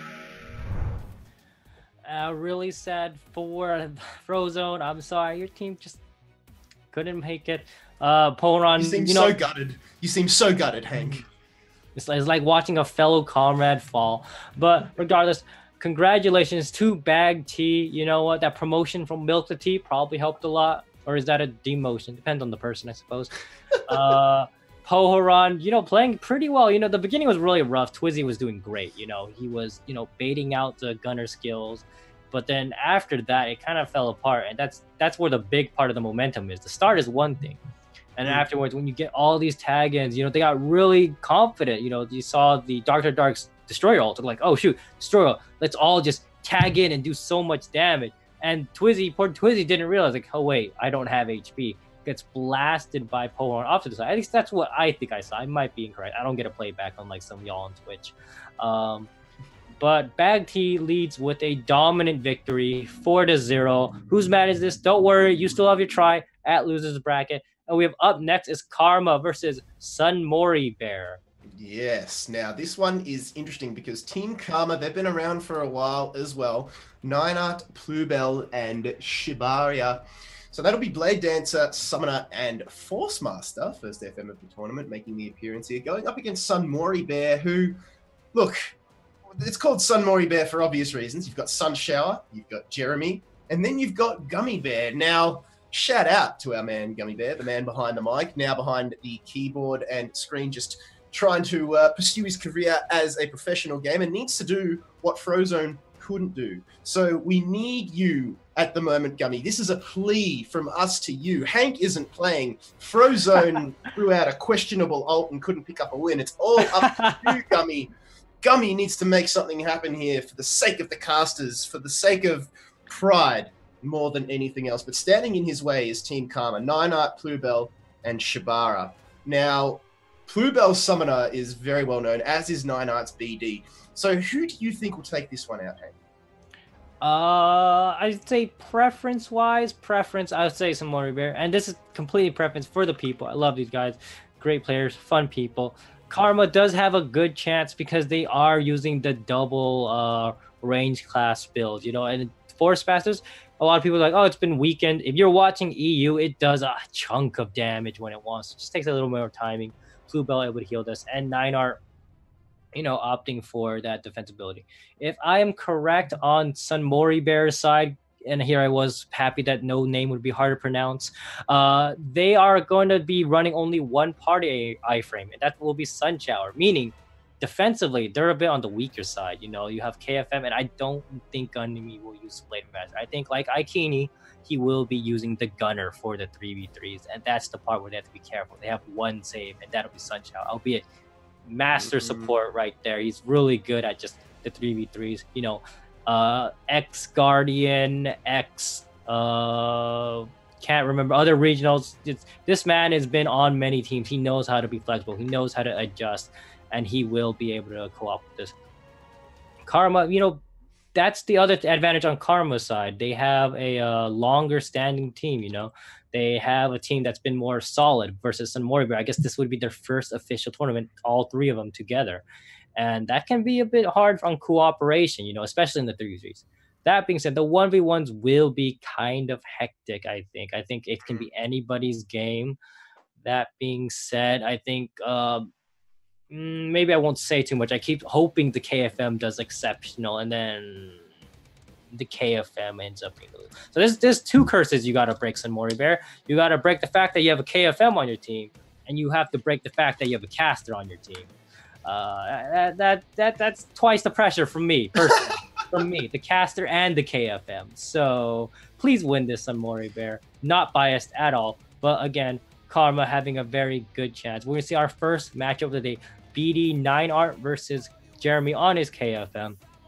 I think Jeremy is going to be happy with this matchup because their changes in KFM, just the change in E has let this matchup be a lot better. We see them starting all off in the air. We're going to see, is he going to go with the Soaring Falcon right away? Neinart, what are you going to follow up with? And he's just kind of going back and forth. Both teams playing very patient, but, you know, they can't read into, you know, the range. And there it is. Ooh.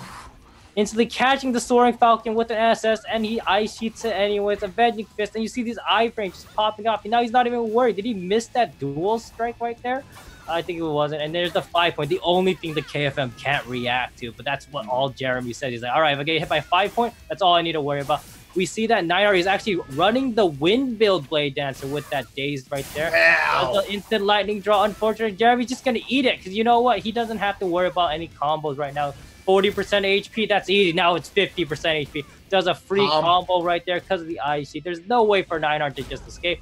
Opts for the aerial, actually, and he gets that second stun from the steering ball. And look who else is on 50% HP. Goes for the launch right there. Neinart needs to use his escape too, and he can't use any charge skills. Another Trevor stun. What are you going to do, Neinart? Now you have to use your ZI frame.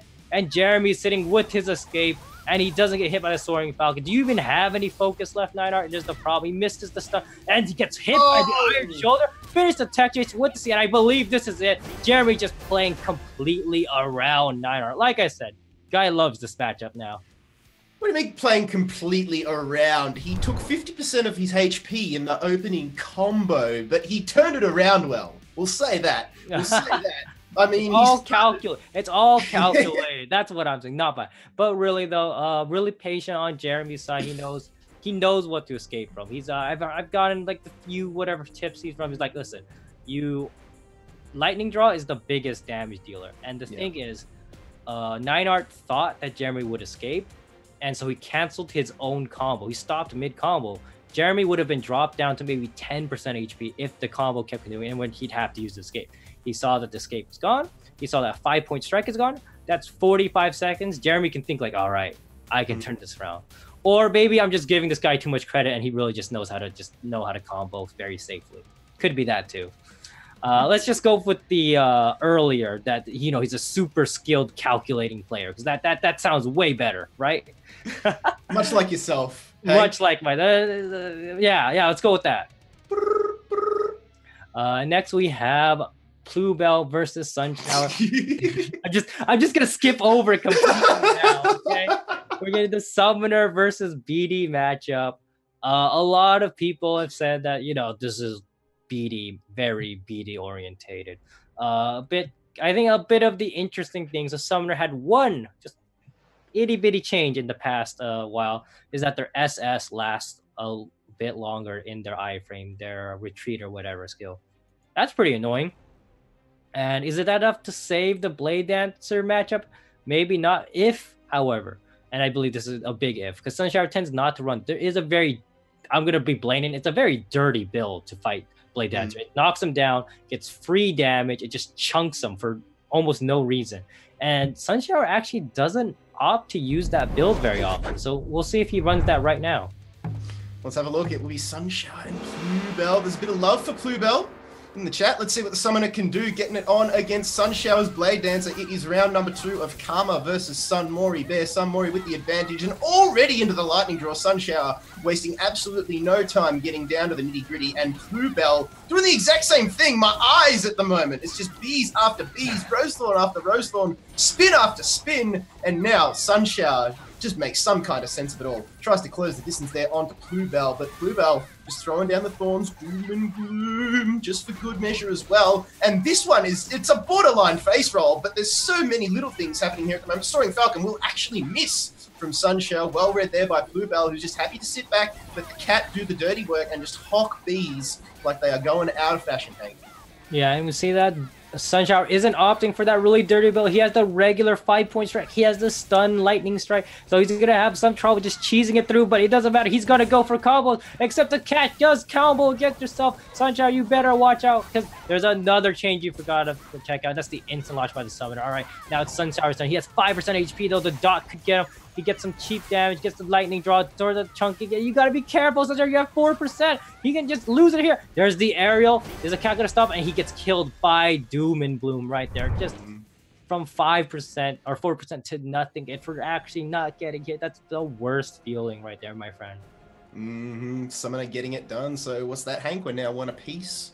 Oh yeah, I believe. So Sun Mori and Karma. It's going to come down to this. The winner of this next 3v3 will actually be crowned victor. So already we can confirm that we won't be seeing that final 1v1 in the 4th round. First of 3, will it be Karma? Will it be Sun Mori Bear? I mean, Karma played that summoner very, very well. Plubel getting it done. That's why he's got the hype. That's why they've got love around him. And the Sun Mori Bear, we need to see Gummy. Do it for the casters, man. Do it for the mic. Do it for us. Gummy has to be the first one up there. I want to be the first guy dead with, well, not him, the opponent. No, let me rephrase that. I want him to eliminate the first opponent within 30 seconds. All on you, Gummy.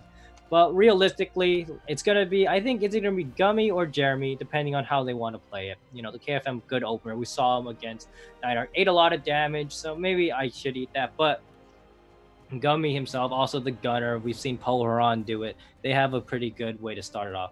The Blade Dancer, for sure on Sun Mori's side, will not be going first. They don't want Sunshower first. That's their party iframe. They can't afford to send them first.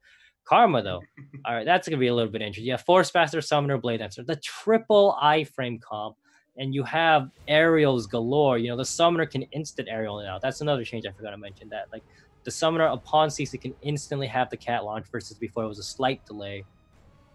Nightark actually opting for that Wind BD build, which I personally think has a lot of different benefits, especially in this case. And Shiba Hira, which might, you know, maybe put a surprise on us. There's a lot on Karma's side, and I'm not really sure who's going to end up going first. But the great thing is any of them can, since all 3 of them have party iframes. It looks as though we're getting the whispers coming through that it will actually be Blade Dancer versus Blade Dancer to start things off. So it looks like it will be Sunshower going up against Nightark. So you thought Summoner versus Summoner was an eyeful. Wait until you cast your eyes on the BD versus BD mirror match. But Hank, my man, the winner of this one, we've said it before, we'll say it again, they're going to take the victory. And the loser, not down and out yet, but it's the loser's bracket for them, and they've got to go up against the likes of Guardian, of Waffle Fries. You know, it's a tough road. It's not an impossible road, but it's going to be a rough one. Yeah, and especially the worst thing is if they lose, you know, you have that caster's curse, and then we have 2 casters going against each other. You got Frozone versus Gummy for some reason in the losers bracket. Who's end up with the worst situation? I don't know, but let's not worry about what happens if they lose. If they do win, we're gonna see that they're gonna be into the top. I don't know how to count this, 8, whatever situation against Bagged T, and that'll be a very exciting matchup. You know, you're gonna bring in 2 gunners in. You're gonna have the KFM thrown in there, and you know maybe he can get, you know, vengeance for Twizzy, you know, for honor with all that stuff. You know, you can represent the casters and the KFM. Once again, you get the best of both worlds in this case. You know, there's no wrong answer except if you lose. Then if you lose, then might be a while till we see you again. Maybe. I'll just kind of tone it down and just moderately. Remember though, Hank. Should teams lose and be unsuccessful today, there is that secondary prelim tournament in a couple of weeks' time, which they can enter as well. So some might say that might be the easier tournament because you've already removed the 2 potential best from the region, or maybe might not. Maybe the 2 potential teams might be waiting. Maybe it's calculated. Maybe they're sitting back waiting to enter, or maybe I'm looking at Guardian as a prime example here. I would count them as one of the best teams. They're in the losers bracket at the moment, so. Maybe it's like it's a big conspiracy, you know. It's like, all right, if we lose our very first one, we're just always gonna win. There's no hard opponents because everyone else has already lost, you know. Like there's that whole like thought. Whatever it is, let's hope they actually played their heart out right here. Up next, we're gonna have our 3v3s right now. Karma versus Sun Mori. Bear. Yeah. Please, easier names for the casters, please. Man, you didn't have to go on stage and say XDDDD every single time. Just one prayer for that. F for respects. But let's get it on. Karma versus Sun Mori. It will be Jeremy versus Nineart. So it was, in fact, BD versus KFM. They decided to mix it up a little bit on us there. Into the 5 point straight away, wasting absolutely no time. Sorry, the Heavenly Dance coming out from Nineart. Jeremy, though, trying to make it work for him, needs to get one of those fantastic launches, which we know him for. We saw him absolutely pop off previously. Ooh, the Frost Tornado will actually be thrown out there. So already the Force Master coming in and making the appearance. Sorry, it was the Blade Dance. It was the Force Master. Never mind. Heck. All right, and then we have Bluebell versus Jeremy right now. They're Jeremy's just gonna dance around this. I know he's also really good at this matchup. He really knows how to manage this cat. He's gonna do this for Twizzy right here, doing so much damage for free. Bluebell just like, all right, I have to hold my escape, hold my escape, as he sees his HP going down. The summoner healing, and the cat days. Oh, but the instant launch didn't quite make it there. You're not a gunner, Bluebell. You can't do that just yet.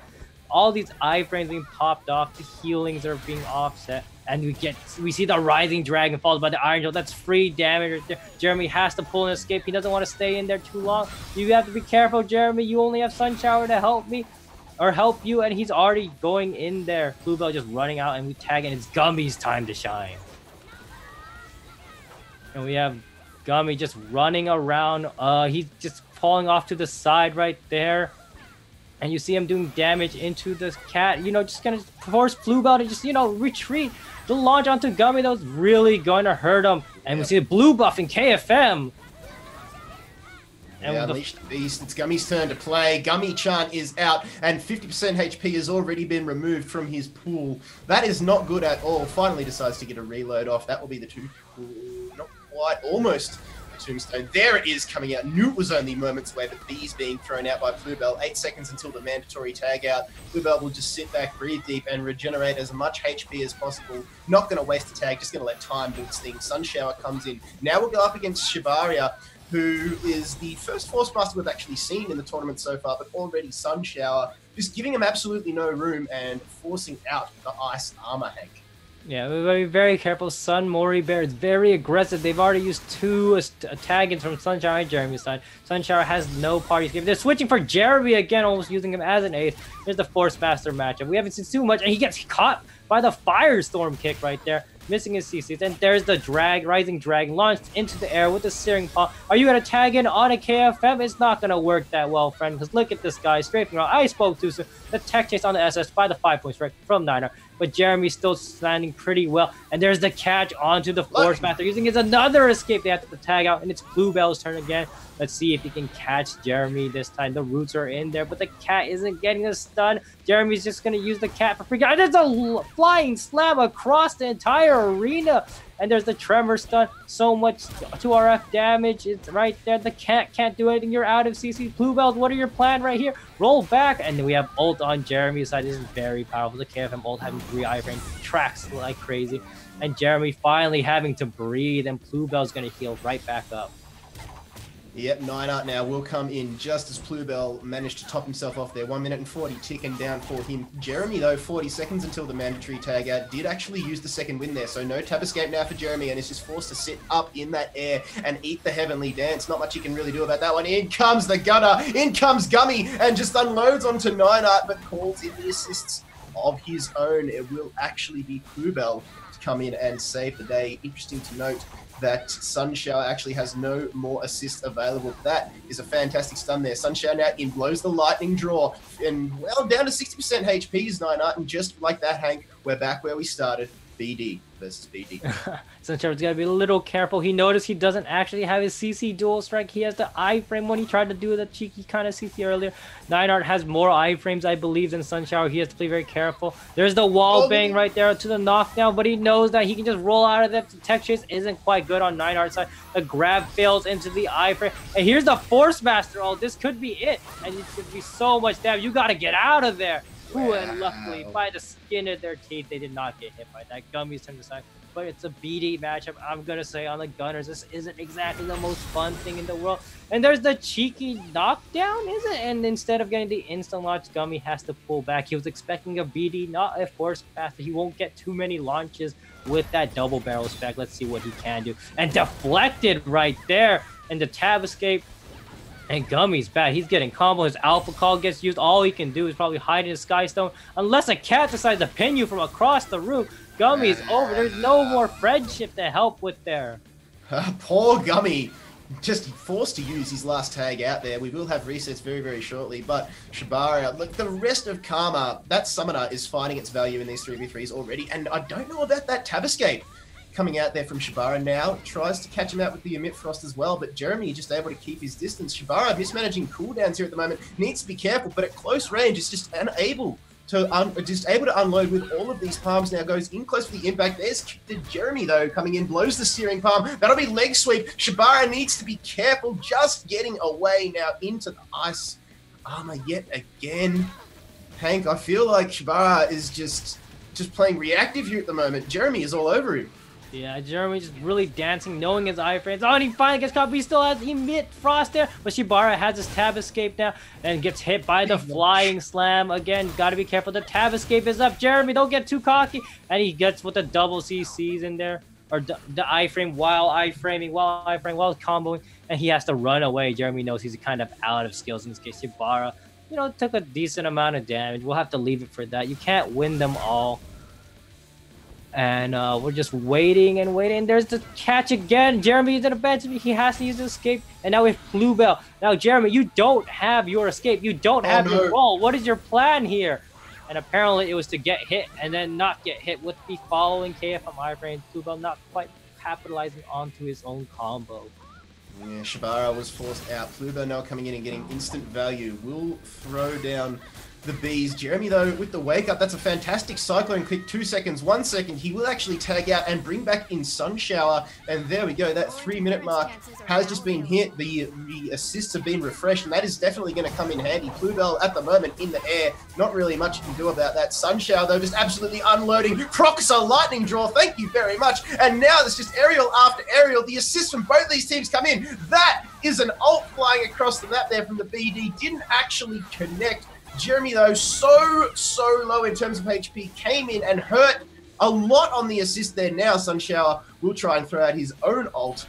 And after all that, Hank, after the dust settles, we still have no frags. 2 minutes and 30 seconds left on the clock. Sunshower now and Bluebell duking it out here. The Cat does have power pounds available. They just need to time it. They just need to time it with military-style precision now.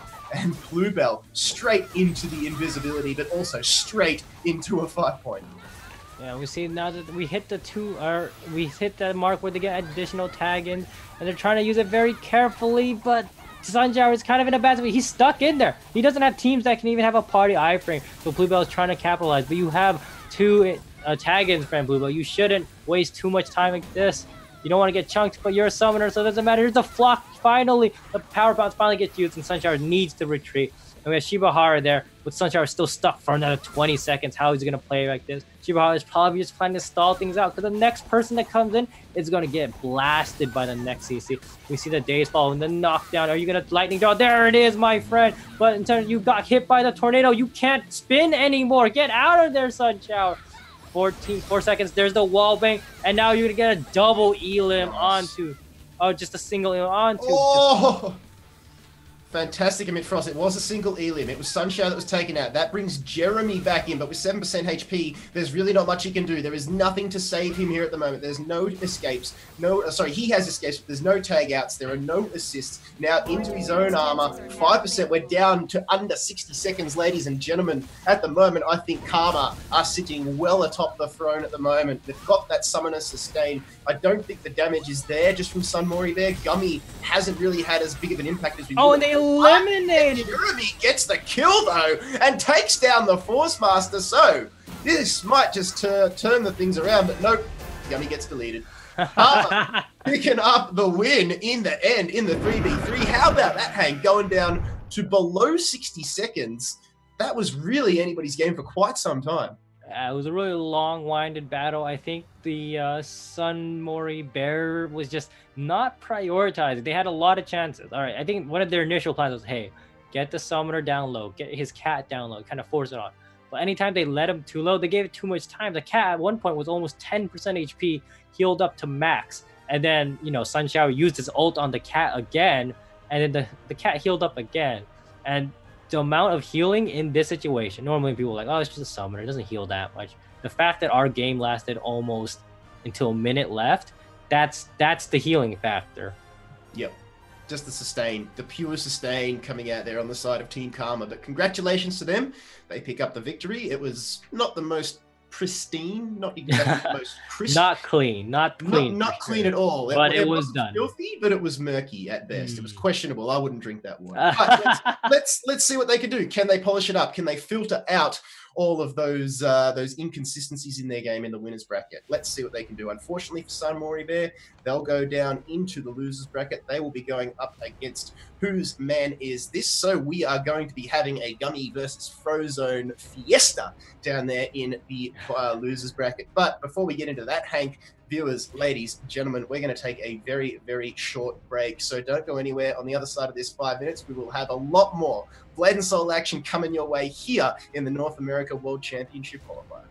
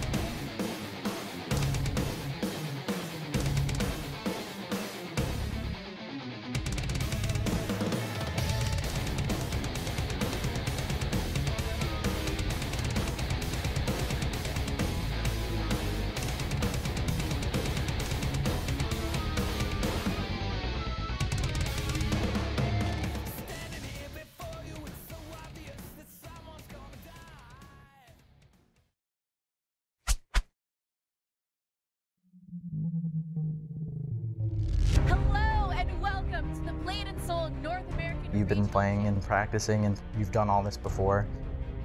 Once you're sitting there, just zone in on the game, spar against all the great Blade and Soul players. It's really an awesome experience. Seeing how we stack up against these people we've been watching for almost 2 years. We all try to help each other improve, help our friends improve. There's a lot of talent that aren't motivated to compete in tournaments. Can definitely be competition going forward. For people coming in, I think it's just a matter of working on what they can do and improve that, but also capitalize on what they can do so that they can succeed. See the disappointment on Zach's face right there. Team synergy is the biggest element, good team comp. Find teammates and practice a lot. NA's going for gold this year. Be a part of it. To those of you who are active in the PvP scene now, to those of you who this is the first time playing, one day you may see yourself up on this stage, competing to represent territories around the world. Good evening, ladies and gentlemen. Welcome back to the Blade and Soul Twitch channel for day one of the North American World Championship qualifying tournament. It is only the first preliminary and we are getting down to the pointy end of the competition. We're slowly but surely sifting through the winner's bracket. Who's going down to the loser's bracket? We're getting a sort of feel about how the teams are shaping up, but welcome back. It's a pleasure to be here. My name is Kit Fox. I'll be your play-by-play caster, joined once again by Hank, my man. We've had a very good start to the day so far. The teams have absolutely delivered. What do you mean good start? We lost Guardian. I mean, well, yeah, we had a great start right away. We're having with our next match. It's gonna be well, actually, what was planned to be whose man is this versus Samori Bear, but it seems as if Samori Bear just was not able to keep competing. So we'll have whose man is this competing. Hey, you know, caster's curse is over. One team with a caster got through. Statistically, it kind of had to happen because both cast. It's sad because that means we won't be seeing Gummy anymore. So it's a little bit we have Frozone, and Frozone will live to play another game, but not cast. Anyways. Just the shade, Hank. Just the shade, man. But you umbrellas, Hank. The lineups that we have up will be Legacy versus Happy on that upper bracket, Bag Tea versus Karma, Waffle Fries versus Guardian, and then whose man is this? We won't know until we see I believe the losers of Bag Tea or Karma. When we get the information from the Whispers, we'll let you know who will be our next competitors.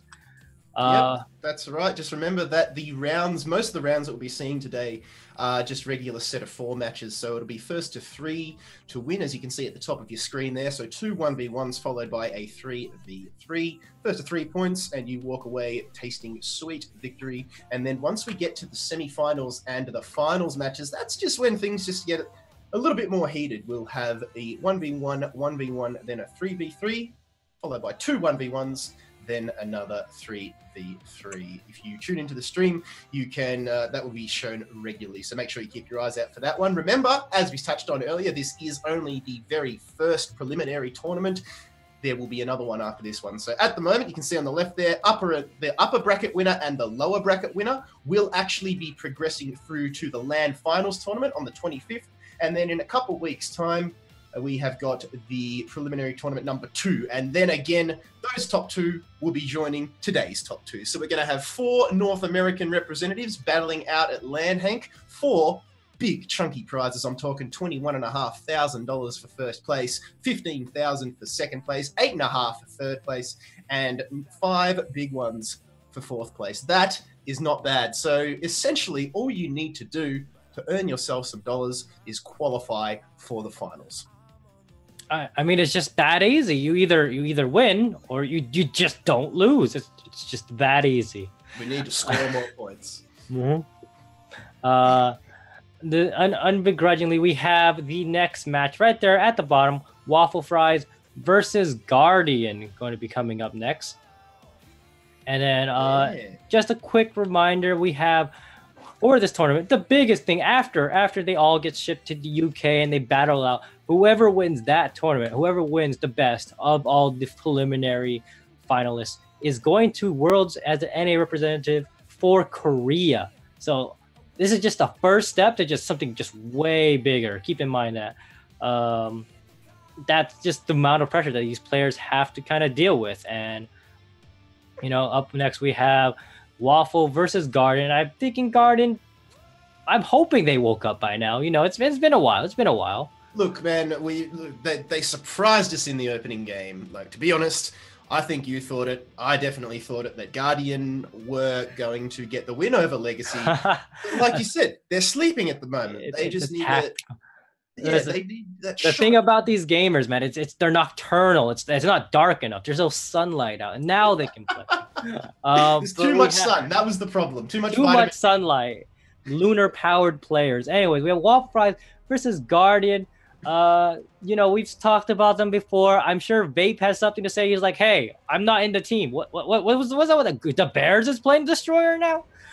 Probably nothing that too dramatic, but you know, Vape was the original Guardian player back to the very first regionals and went all the way to Korea with the Bears and Ikini himself.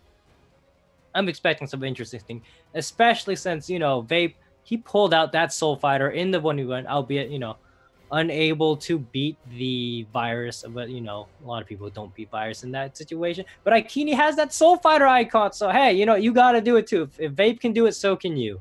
See, Vape Soul Fighter is one of those secret menu items that people just, you know about it, but it's not listed, as you can see there, and only the bravest dare attempt it. And when Vape pulls out the Soul Fighter and it's not listed there, we're getting into secret menu territory. We know what's up, and we know that Guardian are definitely going to have to be on their toes to deal with that one. But looking at, like I said it before, I'll say it again, the double Warlock lineup for Guardian is just at the moment. I mean, Yasuni is fantastic. Ikini can either play the Soul Fighter or the Gunner, as well as his secondary class. So he is rolling out. He's the guy that you watch when you play Uno, just always has a draw for. That's Ikini at the moment. The ambidextrous on both sides, and then it's going to be really interesting when we get to the actual 3v3s, because, you know, in a sense, both sides have very similar things. Both sides will have a destroyer, both sides will have a blue buff, both sides will have a range class. The difference is, you know, you're trading that Warlock's time destroyer and the resets, that powerful, actually no, both sides do have powerful aerials, so you're just trading that reset ability with Summoner's, you know, heal. And we've seen evidence of both so far in the tournament. In the very last game, we saw how good Summoner heal is. It just keeps going. Like, it can just sustain so well, keep your team up, and force the game to the last minute. And vice versa, you have the Warlock resetting, making it so powerful. We saw the very first time Akito, you know, blowing all of his skills, all of his escapes right away. Let me throw in Sayuri. Let me reset this. Let me try again. And the pace just keeps going. It doesn't slow down from there. So there's a lot of momentum, a lot of damage to deal with. And, you know, we really have to see, like, what is going to be the play style for each side. And Waffle Fries does opt for a very interesting destroyer tag in for damage rather than the traditional destroyer for saves. You know, he sees an aerial, as soon as that guy drops, as soon as I see it, like his body touching the floor, you're going to get hit by an execute, and that execute's going to chunk you a quarter of your HP. And albeit it's not as deadly as, you know, the aerials, it's not as safe as the aerials, it is still very mindful. You have to watch it. You can't just eat it. You know, it's not there for no reason.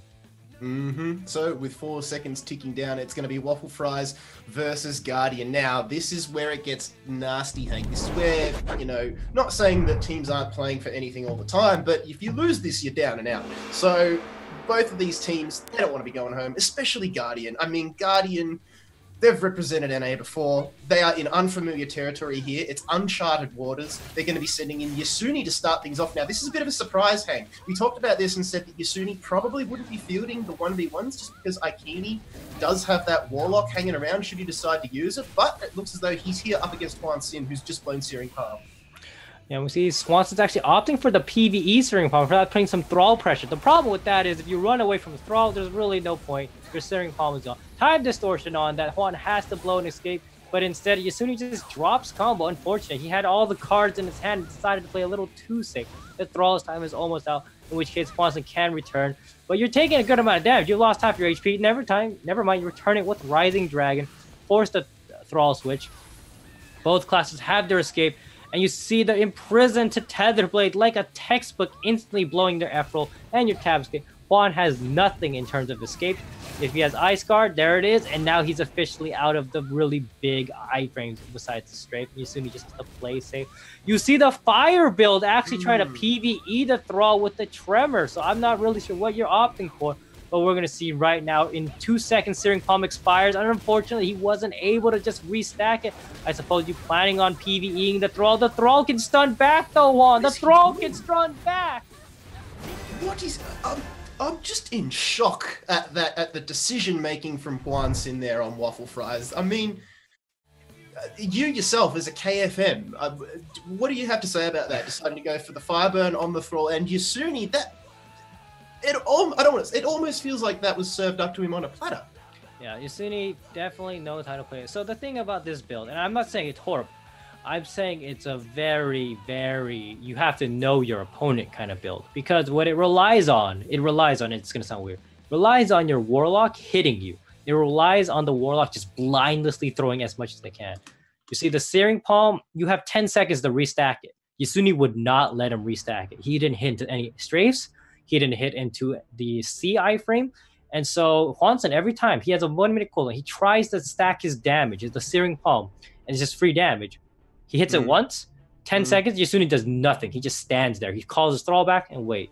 And there's no Tremor. There's no stun right there. I can see where this build can. I've thought about this like, hey, you can get a lot of damage on a Warlock. There's no need to CC. You don't have to worry about that. You can melt the Thrall, but it doesn't work if your Warlock knows if the Warlock knows what to see. It's like, hey, if I just need to stop for 10 seconds. 10 seconds every minute is when I don't have to attack. The entire build is mute. There's no point to it. Well, there you go. And lessons to be learnt from Juan Sin on Waffle Fries. But hey, it's not the be-all and end-all. There are still a couple games to go. There's still another 1v1 and the 3v3. But if we know anything about Guardian, it's that they are phenomenal at the 3v3. So Waffle Fries, they probably would have looked to take that first 1v1 just so we could have forced a tiebreaker should they be successful in this game. They're sending in the Bears to deal with Celerin. I like this matchup. I like the Bears as a player, and I reckon he has what it takes. And already started off and just ridiculously unloads with the Bombard onto Celerin, who's just trying to throw out Sunflowers, hoping that they connect to something, and DeBears already wasting no time. Bombard into the Poison Breath. Celerin, 22% HP, 27. Make that 4, make that 1% HP, make it death. DeBears, take a bow.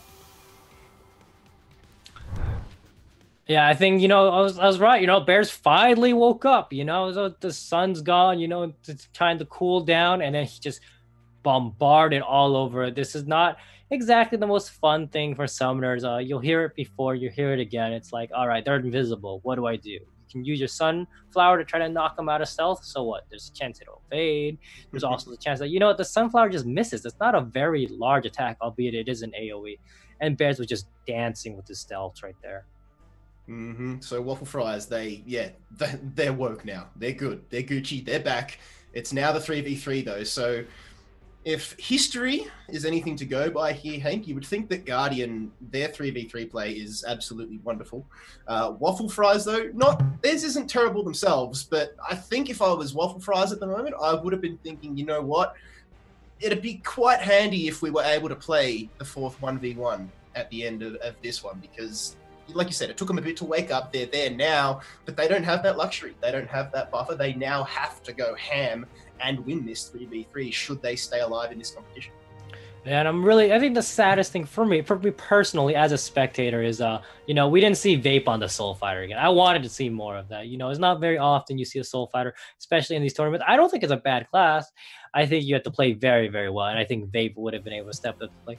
Fortunately, we're going with the safe stuff, the Summoner, the Sin, the Warlock, the KFM, and there's still the KFM curse in this case, This is probably the worst thing for Juan, being forced to fight a Warlock as a KFM is not preferable at all. It's still not the most perfect matchup, even with the occasional fixes that did make KFM a very strong class in these situations.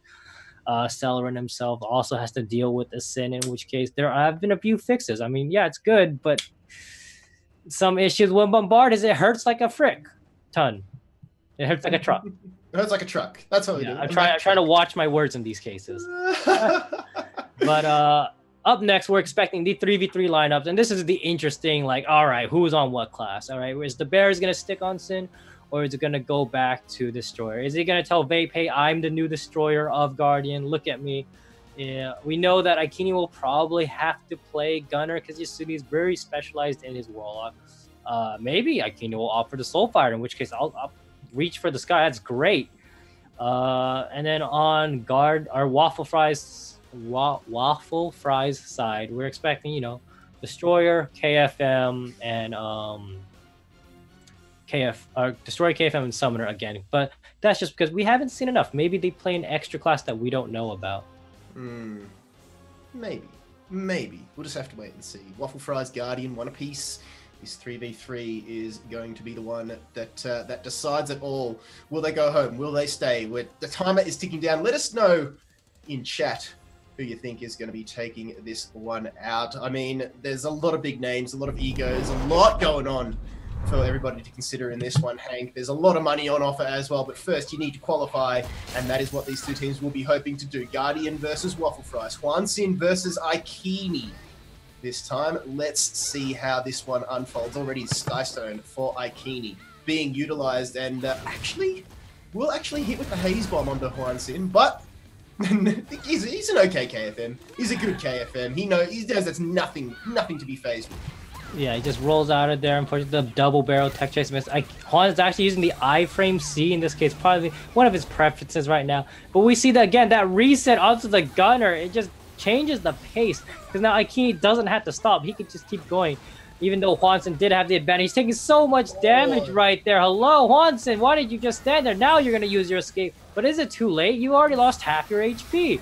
And now we're switching into Vape now, and Vape is probably not in the best situation. He does have a correct build, doesn't have Fury, and Aikini is going to stay in his corner. You know, he doesn't have Escape. I'm not sure about Alpha Call, but he has plenty of hooks. And there's the Alpha Call. Let me use my Escape right now. You have to use your Escape. I can switch. The Bears time to shine. Let me use your Escape. And luckily for Vape, he did step the Emperor Stomp down first. So now it's Destroyer versus Destroyer. Spin to win. Vape versus the Bears. These are two heavyweights of the scene going head-to-head here. Will we see another cleave-off just like last time? No, it's going to be spin to win tactics so far. Vape giving chase. The Bears, though. There it is. The leap goes in, and now it's the Bears' turn to start unloading. The knockdown is there. Cleave after cleave. Ember Stomp getting it done for him as well. But Guardian just happy to sit back. Aikini, I think, came in for the assist there. Now Yasuni will tag in. Down goes the Sanctum. Hwan Sin, though, he's back in the action. 1 minute and 30 seconds now. Oh, there's the lead. Q. Big knockups. And we see that, you know what? Vape is going in to hurt Yasuni just as much. And Quan is actually tech chasing with the leap. And now you see the escape using on Yasuni. He has SS. But let's use time distortion. And reset. Pretend this didn't happen. Quan is in a bad situation because now he has no escape. You're forced to the save from Celerin. But is it really going to help? The Pedal Storm will help heal a little bit. Just a little, but not enough. Juan, you have to get out because this is what's going to happen. Celerin tried and literally threw every single heal that he had there to try and save Hwan Sin, but he will get taken down now at Guardian with a massive advantage. They are firmly in the driver's seat, doing 100 on the freeway, and the arm is out the window. Top down, here they go. Waffle Fries taking so much damage, but now DeBez actually needs to be careful because Vape is just proccing that Typhoon and dealing tons of damage. We'll actually drag him in there. Now, Hurricane for good measure with the Judgment. Knock up, though, comes out, and here comes the big damage coming out. Aikini using that gunner. See ya later, Vape. And Celerin now comes in to face the music. It's 3v1. This is all Guardian so far. Yeah, and Celerin is just kind of left alone against the Warlock matchup. This isn't going to be great. He's just going to tether, launch in the air, do some damage, and it's like, what can I do? My cat can't even see the target. He's hiding insane. There's a launch again by the Thrall. Celerin uses his cat switch luckily, and the cat's now trying to save his poor summoner in this case. Now Aikini's turn. He's like, all right, you did a lot of damage. It's my turn. Do we even need CCs at this point? We see that Duck is, or not Duck, sorry, we have Bears trying to charge in, tries to go for the smash. Alpha Call gets used. I don't even care about CC. Aikini is just bursting in so much damage, firing away, stun, boom. And we see the finish with, I believe that was the ult. Or why not kind of situation. Why not, man? Style points, getting it done, but Guardian, too strong, too strong. Hank, that is the Guardian we know. Yeah. That is the Guardian we wanted to see. Yeah, and we have quite a dominant victory on Guardian's side. We don't have to worry about the scoreboard might be a little issued, but it should be 4-0 Guardian taking all the 1v1s and the 3v3s in this case. Better luck next time, Waffle Fries. You played a good match. I had some moments where like, like Vape was very interesting. He used his shadow build. I think he was trying to get Yasuni and the Warlock, but they tagged out, switched to the Bears, and made the best of it. You saw Red Spin. I don't have to worry about the flex. Let me just use my Eradicate. Let me just burn your HP with this. It was a good fight. Congratulations to Guardians. Better luck next time, Waffle Fries. Unfortunately, you are out of the tournament. I gotta ask, Kit, this is a personal question. You made an idiom. You're saying you're going 100 on the freeway. What units do you use again? We use kilometers, so I just. So it's not even that fast. Well, no, 100 is actually it's decent. That's decent, but I don't know what that is in miles. I don't know, man. I think roughly that's like 60 miles, 60 or 70. All right, 60 or 70. That's not fast. That's not fast. That's why I'm like 100 kilometers does not sound that fast. You just pretended you're going miles here. Regional differences. Well, man, I could say it's 400 degrees outside. Try driving in LA for a week, and you'll know the difference between fast and slow at least. See, if I say 100 degrees, that's damn hot, man. That's hot no matter what. That's hot no matter what. Yeah, unless you're talking Kelvins, in which case I think your medical degree belongs somewhere not in casting. Anyways, up next we have Bag T versus Karma. This is kind of one of the matches which I think is very even on both sides, in that they both have an equal chance. Both have I feel like I've seen this matchup before in regionals, but both have regional players before. Satanical and Nine, ironically, both the beatings are regionals, and you have Bluebell, also a returning regional player. Bag T having also Summoner, and Bluebell also winning Summoner. The only difference in the composition is the Gunner versus Force Master. And let's point out just the big thing. Poharon is, I would say he's definitely the aggressive type of player, but most Gunners are. You get so much aerial damage. You have your Tombstone damage. You have a kind of a pseudo 2 escapes. Well, Force Masters are all combo damage. You can't really PvE as well, but you do provide an extra iframe. So we have the argument again versus which one has more sustain, which one has more sustainability, survivability. Karma side, they can live a lot. They have a lot of heal. A BD can heal so much from their iframes. Force Masters heal so much from Divine Veil, and their Ice Tab, and Summoners as well. Do I have to say anything about Summoners? Yeah. Versus in Bag T side, the Gunners just pierces so much damage. But just, believe it or not, Gunners actually have a very low healing. Their 5-hit iframe only heals 5%. So you have to be careful with that. You have a glass cannon, essentially. Deadlock comes in handy. It comes in handy. Oh, no, I'm not denying the iframe. I'm just saying, statistically, has lower healing than the average 5-hit iframe. But enough about that. We're going to look forward to this match. What do you think is going to be the 1v1s in this situation? I think that's one of the things I'm most curious about. Yeah, look, we haven't actually had that being passed through to us yet, but I'm not... Look, it really depends. Do you want to play for the sustain game, or do you just want to play... do we want to go ham? Do we want to send in the Gunner? This is what the Bag T girls will be asking. Do we want to send in that Gunner and just go hard, or do we want to play this one out and send in someone like Oxtra? We've seen both of them be used in 1v1s before. First, it was actually, I think it was Pohan that was used. And then we saw Oxtra, and Oxtra played so well. I mean, perfect balance. That's the way you play a summoner. You need to have that. You just need to have that Zen mastery about you. Perfect heals, perfect at the exact same time. That's how you be a successful summoner. Oxtra's got that. So I wouldn't be surprised if we see that come out from Bag T. Yeah, and there's a lot of, the cat control and everything. But I think, personally, Bag T, they'll go with the same lineup in the 1v1s. You want Oxtra and Satanical. I don't think Poe wants to deal with a summoner or a blade dancer. And Shiba here, he seems to kind of just stay back. He's playing very supportive, As a Force Master, you have a lot of different roles. I know EU especially, you have so many Force, they play so aggressively, or they play so defensively, or they play supportively. Shiba is definitely not the type to just he doesn't want to steal the spotlight. He's happy to share.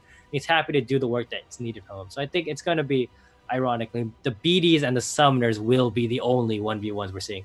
If they're doing the mirror matchups, I may be a little less pleased because I do not want to see a Summoner versus Summoner match. I was just about to say, even though we think Summoner versus Summoner matches are just mega cringe, I would love to see Oxtra versus Bluebell. Just quietly, I think both of those two players, they're at the pointy end as far as Summoners goes in this season. First, I'd probably have to say someone like Zach, but these two guys extremely close second, chomping at the heels. So it's a bit of a matchup, but Bluebell versus Oxford, just for the sheer hype around it, I think it would be a good.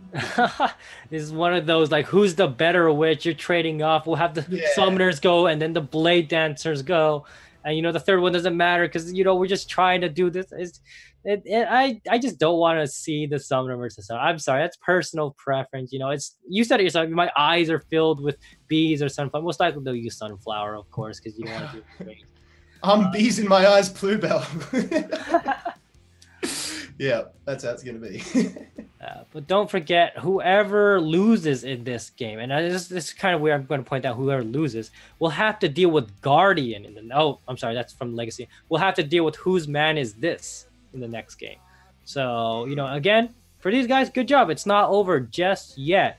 You can, you have a chance to go, whose man is this? And, you have the advantage because they have a caster. You have the advantage.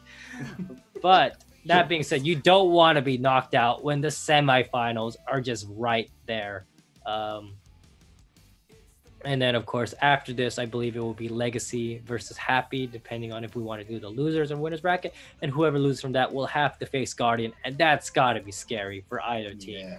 Yeah, you definitely don't want to be staring down that gun barrel for sure. But let's see. I mean, Bag T versus Karma. We're just waiting for the players to mosey their way on in, and it looks as though I'm getting my wish. We are gonna see Oxtra versus Bluebell in the opening round. Can I get a bit of hype in the chat? It's on, Hank. I'm sorry, but not really sorry. All right. Ring. You hear that? My phone's ringing. You're gonna have to cast the summoner one yourself at that point. Oh no. Okay. Professionalism aside, I'm looking forward to this. It's gonna be very interesting. You got to see, who you don't often get to say, hey, who's the better summoner directly with direct evidence in this matchup. So that's the good thing. The bad thing is the amount of bees and lights and thorn strikes. It's like I'm watching a gardening show in 100 times playback speed or something. But once again, it will be Bag T versus Karma. First aid, Oxtra versus Bluebell. Let's get hyped up about it. It's the Summoner Mirror match, ladies and gentlemen. Who's the better gardener, pet taker, whatever synonyms we want to give the Summoner, whatever class you want to call that. This is going to be a very interesting thing. How about a friendship? I think definitely Oxtra has, from what I've seen before, he has a lot of good cat management. He's not going to let that die. Bluebell, I think, evidently the last 3v3 set, he lost his cat. So I could drop a mad pun there, but I'm just going to let that one go through to the catcher, as you say over in NA. With 20 seconds ticking down on the clock, you're just going to have to use your imagination. Bag T, Karma. Who is going to take it? Remember, this is a winner's bracket game, and like Hank was saying, the loser of this one probably going to go up against Guardian and... not Guardian. The whose man is... Whose man is this? Yes, with Frozone. Sorry, yes. So again, not a place you want to be. Winner's bracket. No. That's where the party's at. That's where all the cool kids hang. And here we go. Oxtra versus Bluebell.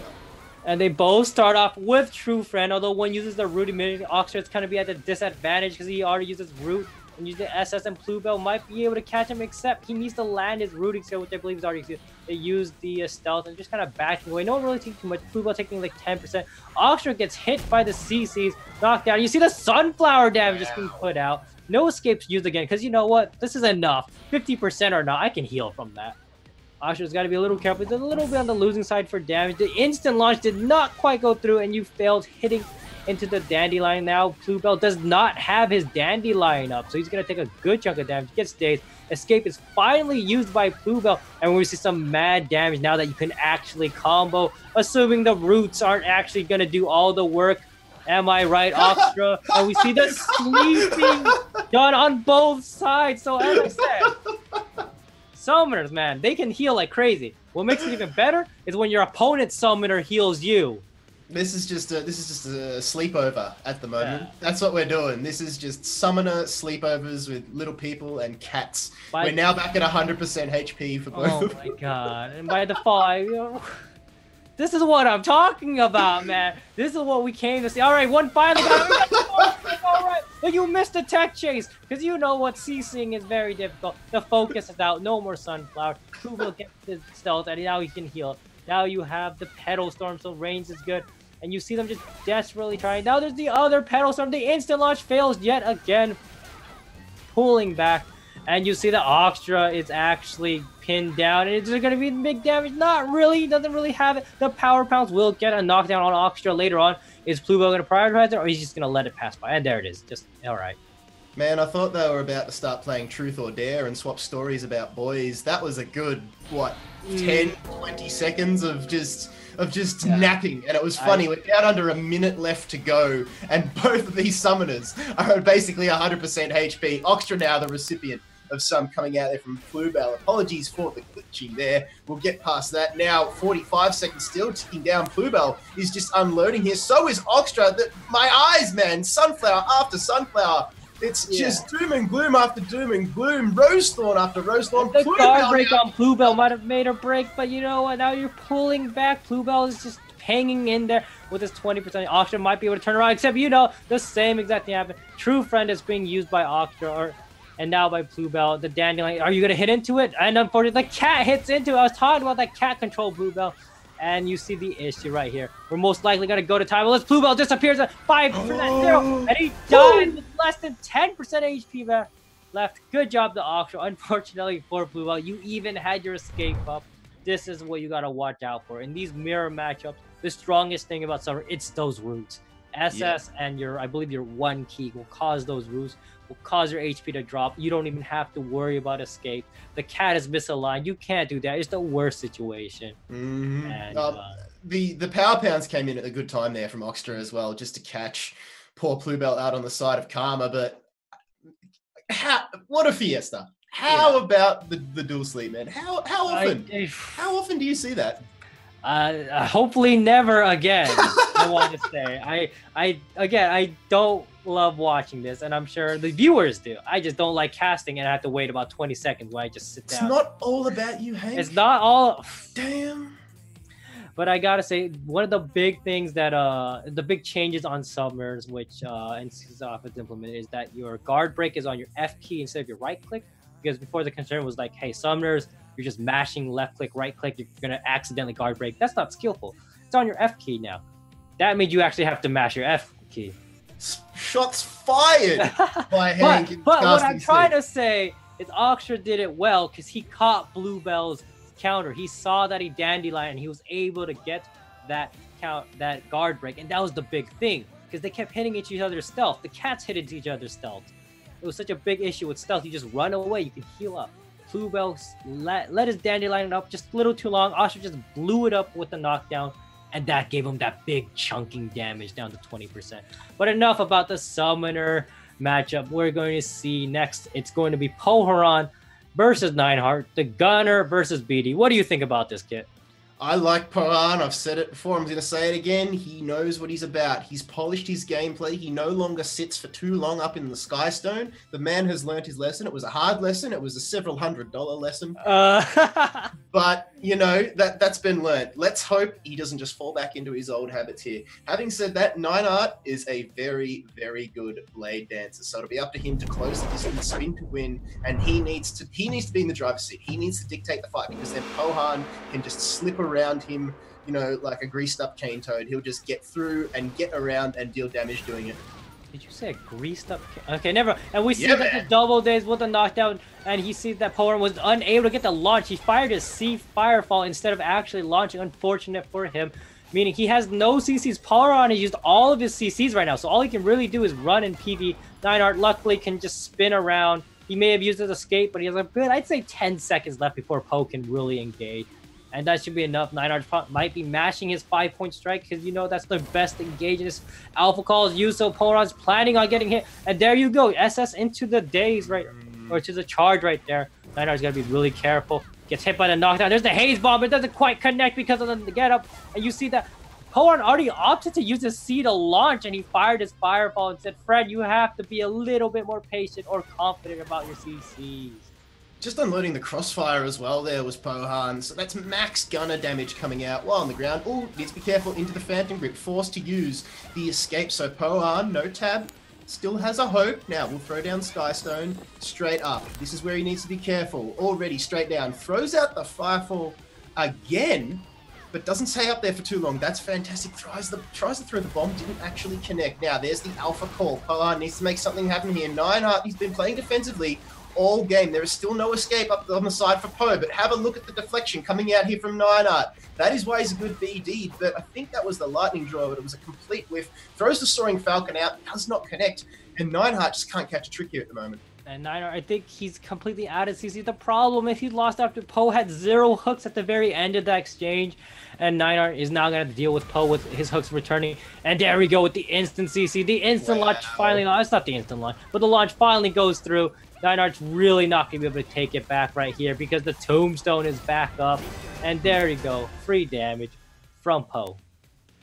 Tombstone not required in the end there, but used nevertheless. And Pohan making the evolution from Bag Milk, found out he was lactose intolerant, is now Bag Tea, and they take the advantage to 2-0 Hank in this series. Oh yeah, I think well played by Pohan, except you gotta careful about the instant launch because he played very well in that, you know, he didn't have CCs. He can stall out, he can do damage. That neutral exchanging of, hey, this BD can't really catch me. Let me do some damage. What I don't like, Fred, it's like we can see you're trying to launch immediately because your Firefall will fire in mistake if you fail it. Let him escape. Let him use his tab escape, then launch him. You're wasting your cooldowns, in which case you could have had a better sort of engage. You got pretty scary when you ran out of hooks. Lucky for you, Nineheart didn't quite pay attention. He's like, oh, I'm out of easy charges. He didn't have his lightning draw. He didn't have his 5-point. He didn't have his rush. But he still has Soaring Falcon. You still have your boot. You still have your grip. You still have your ankle bite. You had a lot of knockdowns, and he's just too afraid of the gunner in that case, and that was his only chance right there. He did try and throw out the Soaring Falcon a couple times, but it just didn't actually connect there. Poam was just able to read it. So yeah, like definitely with the hooks, it's so easy, but. Again, he didn't have hooks. You had your chance. But enough about that. I'm sorry. No, but that's all important. At this level, that sort of thing needs to be considered. When you get to Worlds and you're going up against the Koreans, mate, that's going to be all calculated. They're going to know what's on cooldown, what's not on cooldown, what you have, what you don't have.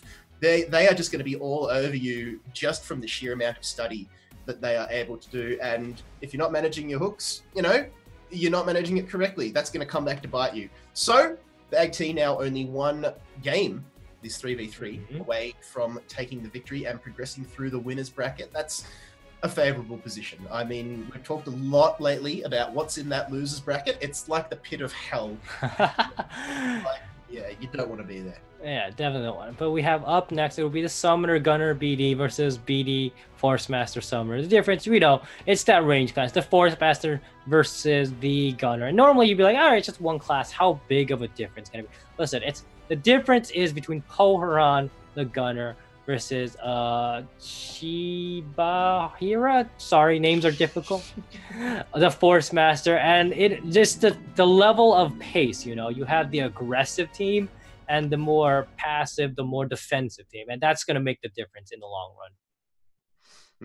So as that timer ticks down, let us know who's going to take this one out in chat, ladies and gents. Will it be Bag T or will Karma just shovel the coals into the comeback train and have it plow through the opposition that is Bag T already? It's going to be Oxtra versus Nineart to start things off. So Summoner going up against Blade Dancer, and already the Summoner Oxtra is the one to open up the damage accounts. Deposits check with a couple Doom and Glooms and a Sunflower, just boop.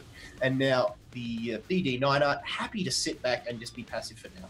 Yeah, Nineart, it seems like he accidentally used his escape while spinning away. Don't do that, my friend, because now you have a big issue. The single CC could end it for you. Nineart going for the 5-point, and then you see that Poe is returning with his own damage and saved again by Shibaru. Here's that exchange between the Gunner and the Force Master, you know, the offensive versus defensive. And we see Oxtra just going to put more damage than Nineart. He's not really getting any damage in, and he finally gets the pull onto it. And is that the wind build multi-slash for the chunk right there? And unfortunately, it doesn't quite follow through completely. And Bluebell is now in the game versus Oxtra, maybe going for his own round 2. Hopefully, you won't be sleeping him this time, my friend. That was a lull. It was a 100% lull. And now, let's have a look at what the Summoners are going to do here. At the moment, it's very similar to what we saw last time. It's all hands on deck for about 5 seconds, and then we wait while things refresh. And now they create distance, close the gap. The Cats are just going head to head. Doom and Gloom comes out from Bluebell, doing a little bit of damage to Oxtra, but Summoners, like we said, sustain is the name of their game. No escape on the side of Bluebell at the moment. Oxtra sitting pretty with the advantage there, but there's not really much you can do at the moment. 10 seconds until the mandatory tag out. Oxtra either needs to go hard and go now, or just not at all. But Bluebell, though, he's the one who decides to say, you know what, we want to tussle. This is a little bit boring here. Throws out a couple beckons, throws out a couple of Sunflowers for good measure. Gets a lot of damage coming out as Pohan comes in and just catches him off guard. Yeah, we see the save by Nineart, pretty good play. But Bluebell, are you sure you're not overextending? You're taking a lot of damage right here. Polron's in the game. And we see another save used by Shibahara. All right, we see him chilling in the skies. Don't be careful. You can still get shot by a summoner up there, Polron. We talked about this, and now you get Daisy. Your escape is used. You don't really, I don't know if you have Alpha call up, and now we're going to switch to Shibahara's turn. And now it's going to be Poe versus Superhero. The difference, the matchmakers, the deciding factor. Poe, you've just fired 3 hooks at a Tana. No. You almost got deflected, not for deadlock, but the damage is ridiculous. It speaks for itself. You got your hooks back, Poe. Should be safe for another minute. Shibahara's got to play this kind of well. It's not a great catch for the Force Master. The deflect just kind of whiffing. And there's the instant aerial by Poe, and it really, really is going to affect him. Nineart having to use his own thing, and now we grab, and this could be it for Poe right now. And we see the save by the other BDs, and they're exchanging, but Shibahara is taking so much damage with the fire fall into the lightning draws. Shiba's just happy to sit there and just soak that one up and say thank you very much. But Shibahiro now will tag out. In comes Nineart. The Summoner's doing a fantastic job of topping everybody up here at the moment. Must be noted that Satanical does not have any assists left on his side. He does have tag-ins, but is unable to come down and help out the team. Now, Deadlock into the Skystone coming out here from the Gunner Pohan, who has 12 seconds left until the mandatory tag out. Will go up again. Phantom Grip tries to land there from Nineart. It did for a previous second, but now forcing out the escape is Nineart, and Pohan is on the receiving end of some damage. Lightning Draw goes in. Didn't quite deal as much as Nineart was hoping for, and now in comes Satanical. We got ourselves a good old BD versus BD mirror match. And we see that Satanical actually has no tag-in, so we use it quite resourcefully, but there's 2 more assists from his teammates. Nineart himself only having 1 of each, so he's got to play a little careful, but these are very defensive assists on Nineart's side, so it should be good. But Poe can just whale in a lot of damage and play really safe using their iframe spins. And you see the Soaring Falcon, and that's usually the engage, but unfortunately the tech chase missed. The grip is too slow. Now there's that wind multi-slash just chunking the free amounts of damage onto Nineart, although not that much. In the long term, it might actually help right there. Just interesting wind build from Satanical that we're seeing. And still BD versus BD. In comes Poamo, throws down the Firefall, and Nineart actually catches a fair bit of that. 20 seconds until he has to be tagged out with 30% HP. In fact, you know what? He's not wasting any time. We'll tag Shibahira in. And let's see what our Force Master friend can do here. Straight into the Ice Armor. Satanical just tried his best to try and catch him out there on the chase, but unfortunately was unable to do so. Here we go. This is what Satanical was after. Gets the knock up now into the 5 point, now into the Phantom. Good. Going for the wall bang. There it is. Throws him into the Soaring Falcon. This could be it. Lightning Draw is there. And Shiba here, it takes a fair bit of damage. Is forced to use his second win. Tap Escape is down. Satanical with the Frost Tornado, though. Shiba really needs to make something happen here. Get himself away from that wall into another Ice Armor. And now finally create some distance between himself and Satanic. You know, Satanic playing that wind build kind of interestingly. You got the stun. You don't need too much damage on Lightning Draw, but we got to pull out its post turn decide. And will he get that much damage on Shiba? Shiba's playing very defensive, very passive. He's just eating your CCs. He's just eating this. Oh, but this damage is actually stacking up, so now he's forced to use his escape. And the deflect onto the tripwire right there. Poe is in a bad place. There's the ult. Is it going to land? And it doesn't really quite get right there. Poe's on the other side of the map because, you know, gutter things. It's so hard to land a Force Master ult, though. Let's be honest here. Like, when it does land, it's phenomenal, but getting there's the hard part. Now, Pohan, straight up the top, into that Skystone. Against a Force Master, that's probably not where you want to be, because they can just juggle you for days, like exactly this happening here now. There's no escape on the side of Pohan. He needs to be careful, tries the gutter ult, does not land it. Shiba Hero is able to read, and will, actually catches him with an Emit Frost there, forcing out his own escape now. 2 seconds out, not phased at all. 3 minutes, 50 seconds. We're back to Satanic. And the Giga Sword trying to go through and chunk, but unfortunately, iframes exist and he just walked out of that. Satanical is gonna have to play kind of well. He's using that wind build again. That multi-slash is going so much free damage onto Bluebell, but Blue is gonna back out of it. He hit into the Dandelion, and now there's the free bees damage. Deflecting won't really be an option, but he gets the good grip on him. The cat's just trying, the little snowman cat is doing its best to help, but it's not really working. Satanical is actually doing so much, and Bluebell's been chunked to 23% from this combo. Bluebell needs some sustain here, needs to just proc himself a heal. The Soaring Falcon will actually go in here from Satanical, and he's trying his best here to just force Bluebell back, and kind of succeeds. Bluebell now back on the bench. Shiba Hero comes in. There's no tags. He's the only one left with tag outs. Get absolutely deleted, Shiba Hero. Force Master with no escapes, being stuck up in the air equals you're going to have a bad time. And now it's a 2v3 situation. Bag T well in control of this game here in the moment as Nineart gets launched by Satanical straight up into the Blitzblade combo. This is not looking good here for Karma. They've just been rattled.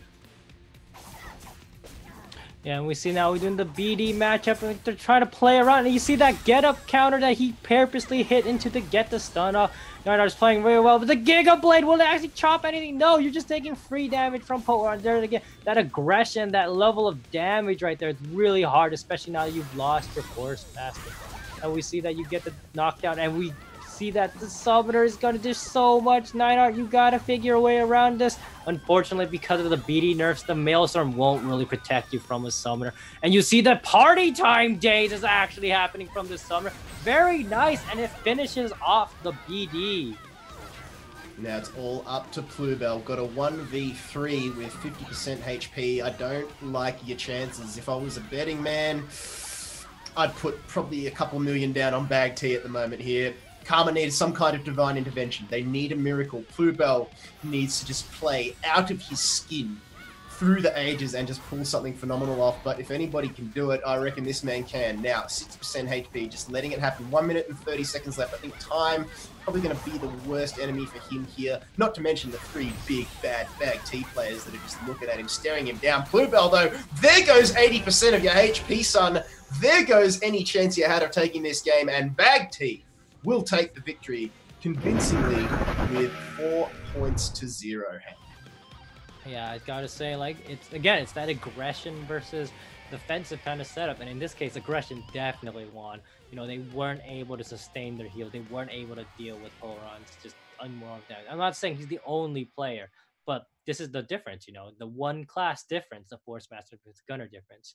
And you have to admit, like, Blade Dancers have trouble with range classes in this situation. The reason is being, and I'm not sure how many people know this, with pink Petal Storms or if using a 5-hit iframe, you can't get deflected regardless.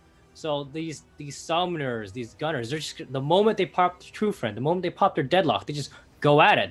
They see the Blade Dancer and I'm like, I'm going to fire every single damage I can because you cannot stop me.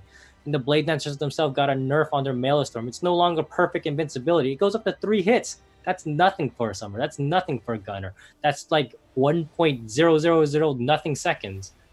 But enough about that.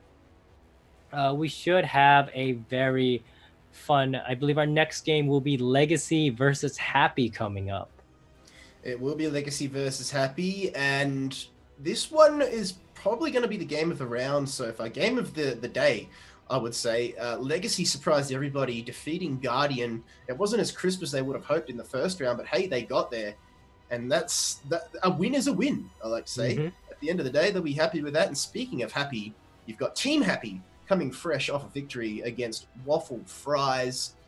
And look, Happy, they're probably the favorites to take out this this opening day. It is only day one of the qualification tournament, but I reckon Happy are the favorites just because you've got Zach, because you've got Duckballs, and you got Virus. Those three names just scream experience to me. They scream skill.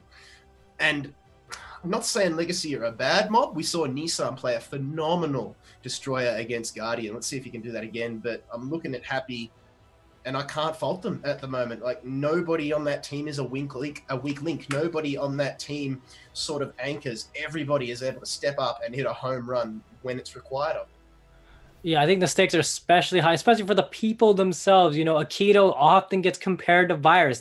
When you have the top sins, you always, end up being like, oh, okay, is he like this or is he like this?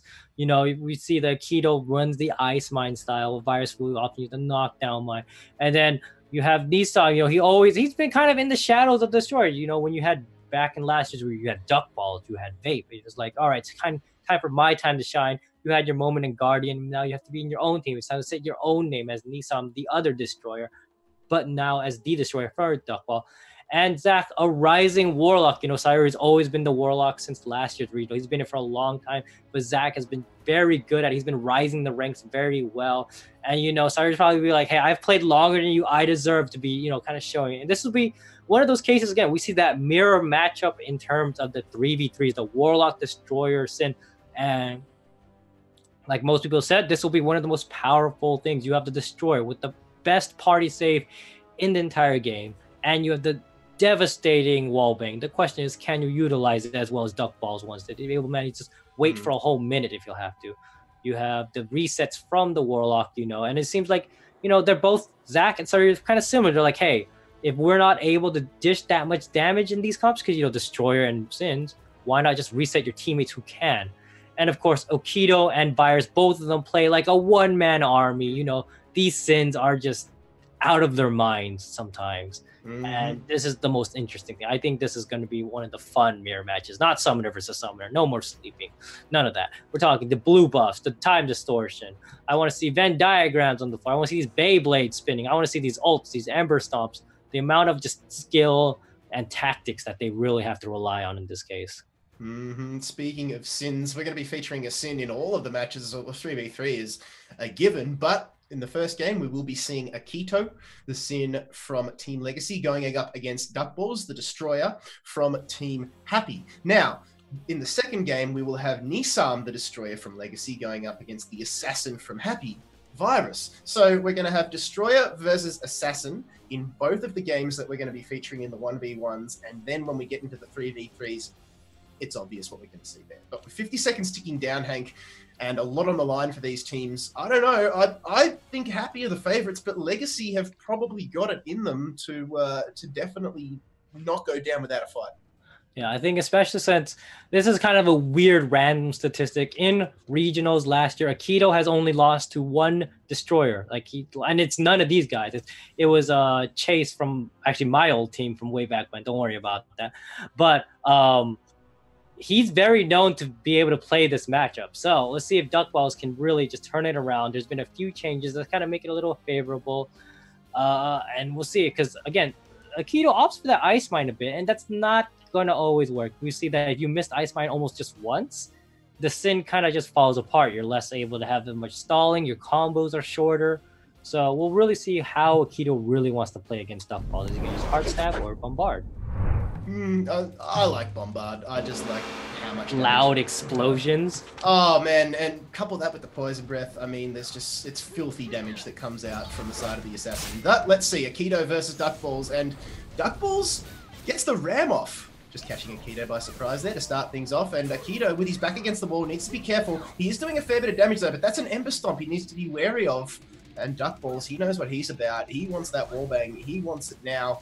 And Akito, though, is having absolutely none of it. Throws the Turning Leaf, doesn't actually connect, but Duck Balls comes to him regardless into that smoke. Akito just breathes deep. Lotus of Escape is down, but Akito, he's used a lot of resources at the moment, Hank.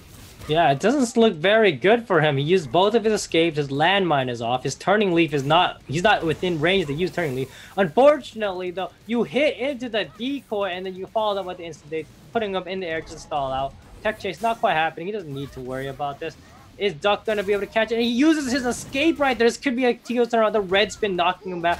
And we see the grab out of the blitz. That's such a good play by Duck, because now he can turn it around again. Not quite the catch with the AoE drag right there. I gotta say, Akito's in a very bad spot, but he's gonna have flowers soon. Meanwhile, Duck has to play a little more aggressive if he wants to catch. Doesn't get hit by Turning Leaf, but it wasn't used yet, so you might have just lost your chance. He's got to watch out for Turning Leaf. It's almost a guaranteed a free hit right here. And the Shadow Slash knockdown missed, and we're going to see the CC again. Both sides kind of playing very well in this neutral, not really losing too much damage, but using a lot of resources on both sides. Duck Balls, though, he's the one that needs to be careful. Destroyer have got long cooldowns. You can see Smash still being... still sticking back up, as well as the Ember Storm now. Akito is just happy to set this one up, gets the knockdown, and happy to web in place. Now in goes the Fire Mine. Doesn't actually collect Duck Balls there. Be a little bit disappointed with that one, so no knock up for our assassin today. And Duck Balls are just happy to sit back, sit pretty, and just recuperate those cooldowns. Good days. Now throws down the Ember Stomp with less than a minute to go. Hank, I'll admit, it's been a bit of a slow game.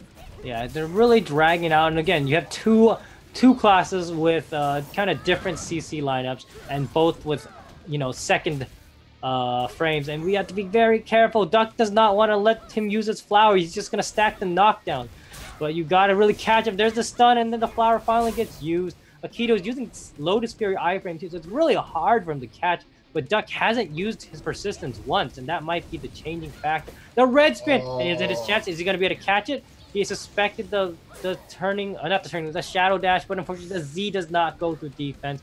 Duck is actually having so much trouble. He uses his blue buff so he can get some damage up there, but I'm not sure whose side the damage is going to be winning for. Duck and Akito both getting a good amount of heal. Lotus Fury used again. There's the Shadow Slash knockdown, and we're going to the first time Calculation. of the day.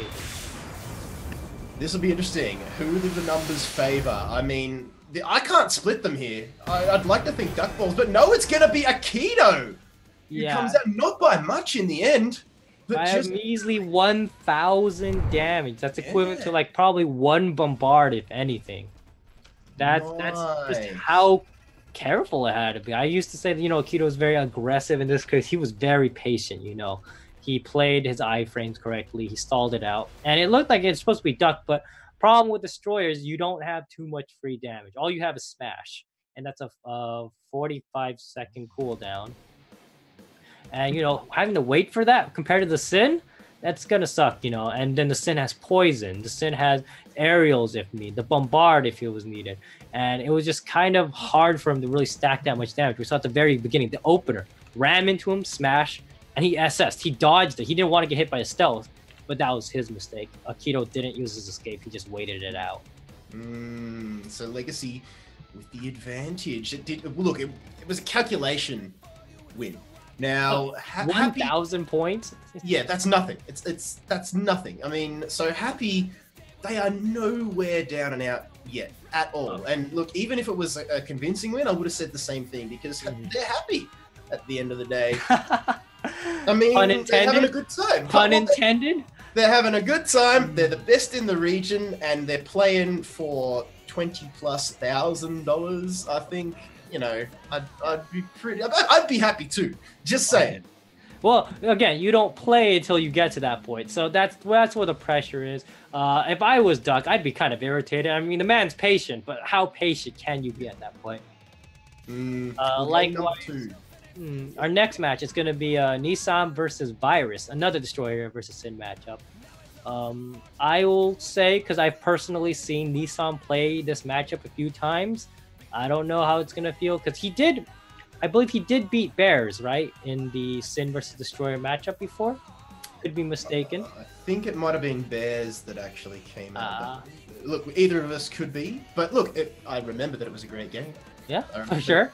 I remember that it was not one-sided in the slightest. I just can't remember who got over the line in the end. But regardless, I think Nissan will have to play a little aggressive. I've seen him a few times where he just kind of lays back in terms of how he plays. Like he'll even offer iframe stone shield when a lot of destroyers will say, hey, you know, stun is significantly better because it goes through defense. You can catch him out of stealth. All those fun tricks you can do with it. But that's just whatever theory. Let's see what's actually going to happen. Nissan versus Virus. We'll see how another Destroyer versus Sin matchup goes. Let's get it on. Nissan versus Virus. Destroyer versus Sin. Hank said it. Now these guys are going to deliver it. And already, Virus straight into the action, getting his hands dirty, but cops a couple cheeky hits for his time. Gets 5% HP. Won't be too phased about that one. He does have smoke. After all, inhale, exhale. Down goes the fire mine, actually. Now that will be a Venom Web combo coming out here. Nissan just forced to sit back and take it. Now finally wakes up and starts spinning for his life. Let's hope this one doesn't go down to calculation. And Virus trying to close the gap gets stunned for good measure. Now into the cleat, into the wedge. This is not good for Virus at all. He does not have any escapes. That's a wall bang. Oh, I can't stop looking at it. But oh my God, Virus just gets away and plants down the Lotus. Smart now. He's set up. He can survive.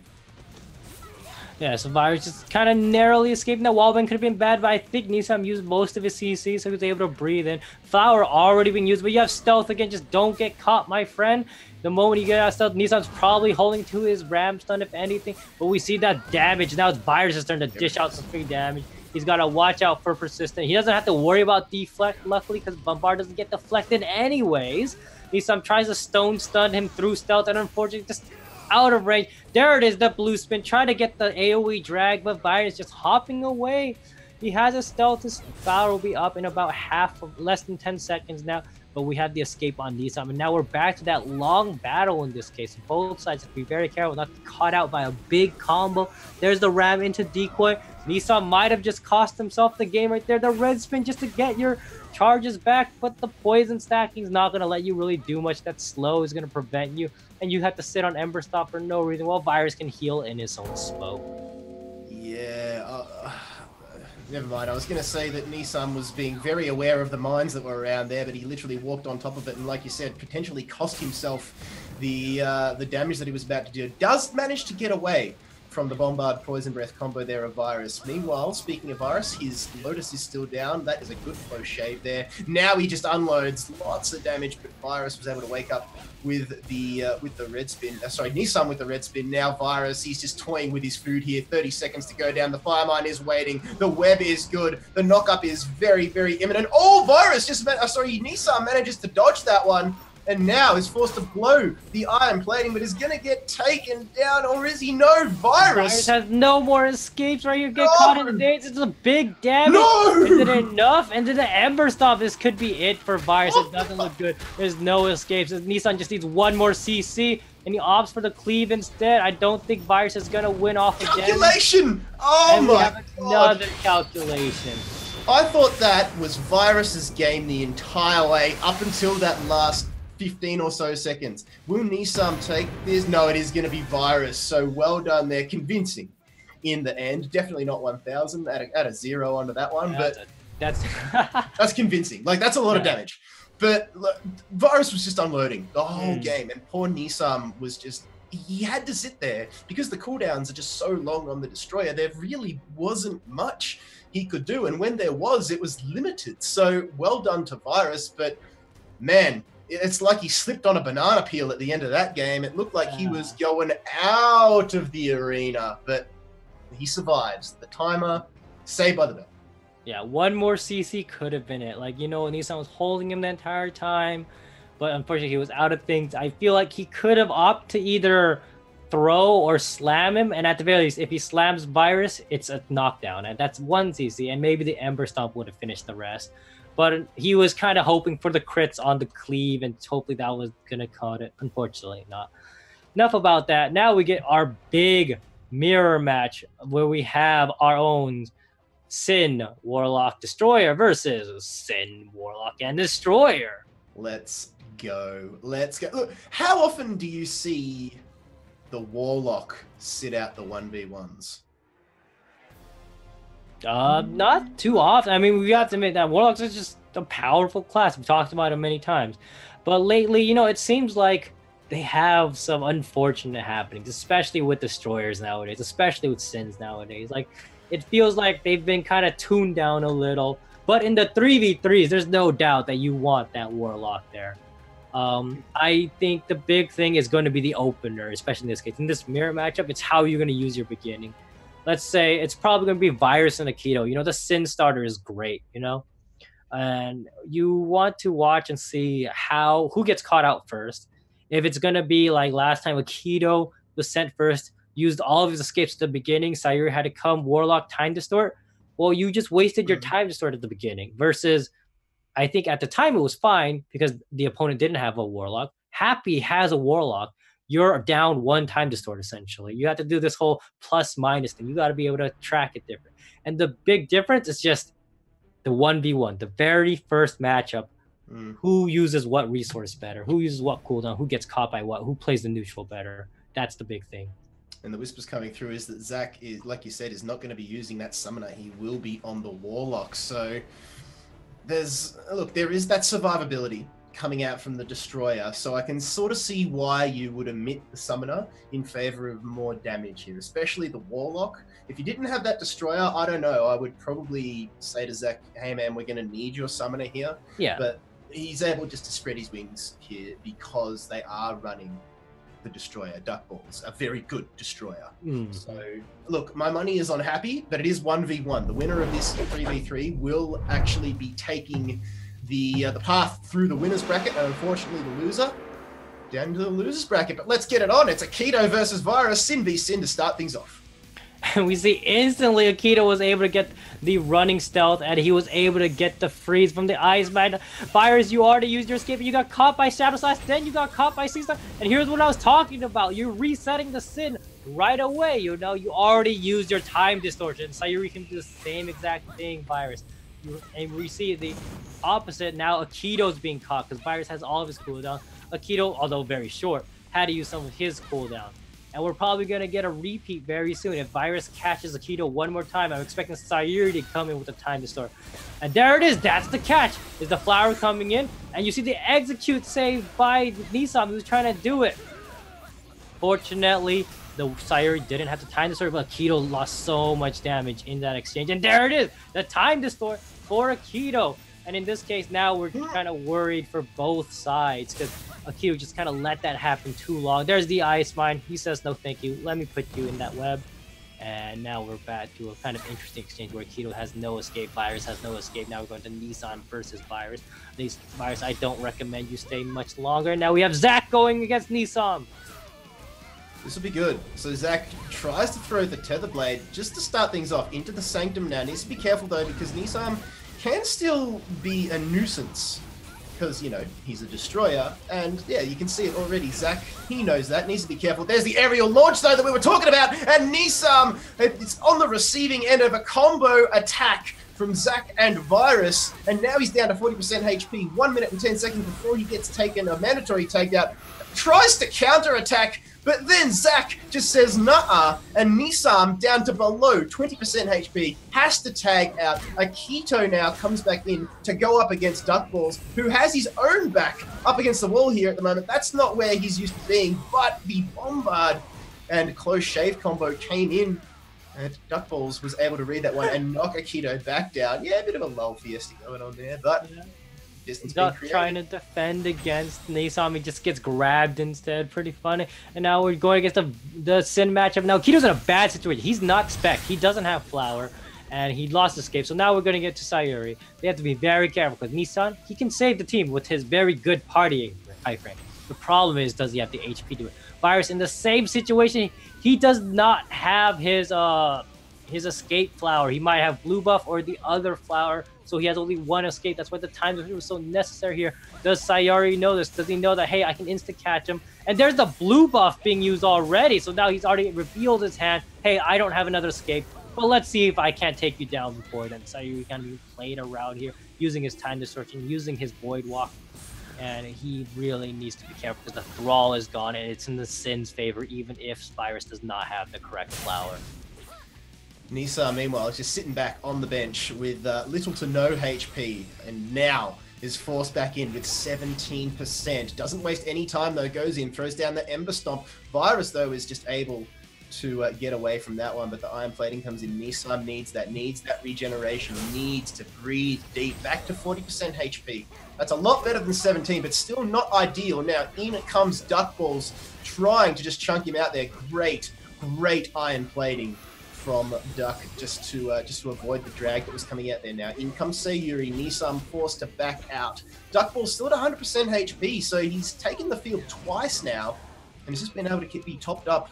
That's just the power of the Destroyer. Sustainability. Big hits and sustainability. Trade-off is that you are extremely slow, as you can see that here as he just walks up to Sayuri, who's thrown down the Sanctum, and now tries to launch him up into the air. Throws a couple pulses, lands a salvo, doesn't connect with the Helixes, and now Sayuri, with no Sanctum, needs to be careful. That Thrall is just waiting in the wind. The call in will be coming right now, and there's the knockup. But Sayuri was taking too much damage, needs to call in Nisam for the assist, and now will tag out for Akito.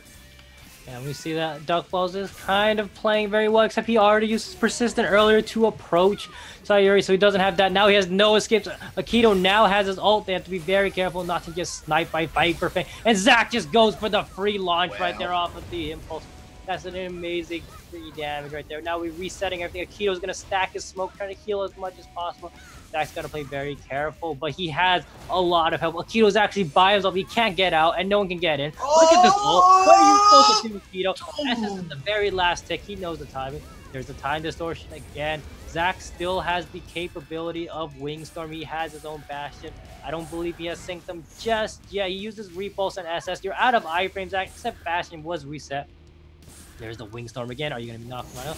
Akito's going to be very careful. He gets the stun. Immediate SS. And the Tether Blade hits into the decoy. This is bad. Now we're switching the Virus. I think Akito's going to Air Web. He goes with the Air Mine because he's in blue buff build.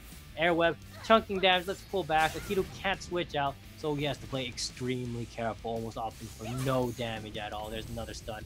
Strafing yet again. Virus has lost his stealth, but he still has Flower. Meanwhile, Akito is sitting so happy, and he gets the C stun off, and this is super bad. There's the Execute Fury murdering Akito. He didn't even need a CC for that. You just press EX and GG. And now we have Nissan by himself, too, with a Virus, and this is not going to be a happy situation for Legacy. Bombard, I saw it come out there, dealt a fair bit of damage to Nisam. He knows what that feels like. He spent most of this fight, a good 5 minutes of it or so, below 30% HP. Now will set back. Virus threw out the decoy, but under that stone shield is where Nissan will sit, and he needs to play the long game here. Just under 4 minutes left to go in this final 3v3. And Virus now throws down the Fire Mine. Interesting to note that Akito was using Ice, so we've got a good old-fashioned Fire Ice build going on. No escapes, though, up for Virus, and now Retreat just comes up in the nick of time. He'll sit back, he'll help, and will actually call in Zach here for a time distortion. We see Virus able to heal up with, I believe that's 2 or 3 stacks of smoke right there, each one healing 10%, so that's an extra 30% healing. Nisam's, oh, can I heal that much? Unfortunately, friend, you can't heal as much as Virus. You also have to watch out. Viper Frame is up in the air, so he can finish this off with an ult. Now we see that, you know, Nissan's happily had standing in his favor. He gets the drag off, and then the knee, so he's able to catch Virus. Virus using his escape is going to be auto-tagged in 3 seconds. You have to make sure his teammate doesn't get caught too, so he's playing very aggressive.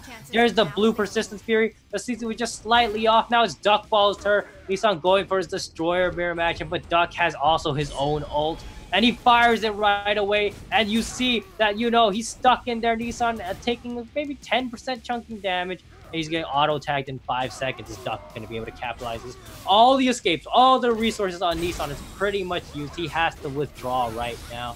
And we see now it's Sayuri caught in the instant pile driver.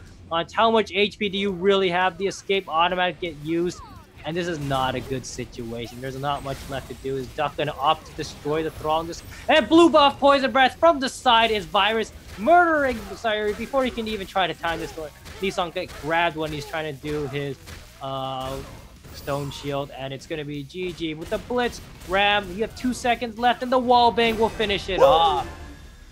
GG indeed. Team Happy coming in clutch with the victory, and honestly, with players like Duckballs, like Virus, like Zach, really, I expected that, and it wasn't as crisp and clean as they would have liked, but they got there in the end. They dropped the first game in the 1v1s to Team Legacy, but were able to come back strong. So they'll continue through the winners bracket, and unfortunately for Legacy, Hank, they're going to be down into the losers bracket, so it gets a little bit more difficult from them. So we'll bring that up on screen for you now. As you can see, Happy and Bag T already, those guys, they're sitting pretty. They're almost guaranteed a qualifying spot for the LAN finals, but they're not there yet. Having a quick glance down to the losers bracket, you've got Karma will be going up against Guardian. That just jumps out to me as one of the games that you definitely need to keep your eyes on. And then Who's Man Is This with our boy Frozone himself going up against Team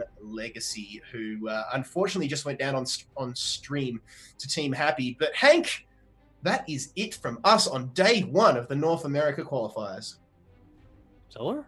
Oh, I just wanted. Okay. Yeah, I was having so much fun, man. Oh, yeah, it was fast. It was exciting. Definitely so many games. So great. Wow, that's. Hopefully, everyone else, they can keep this momentum. A lot of teams, especially Guardian. Don't be asleep tomorrow.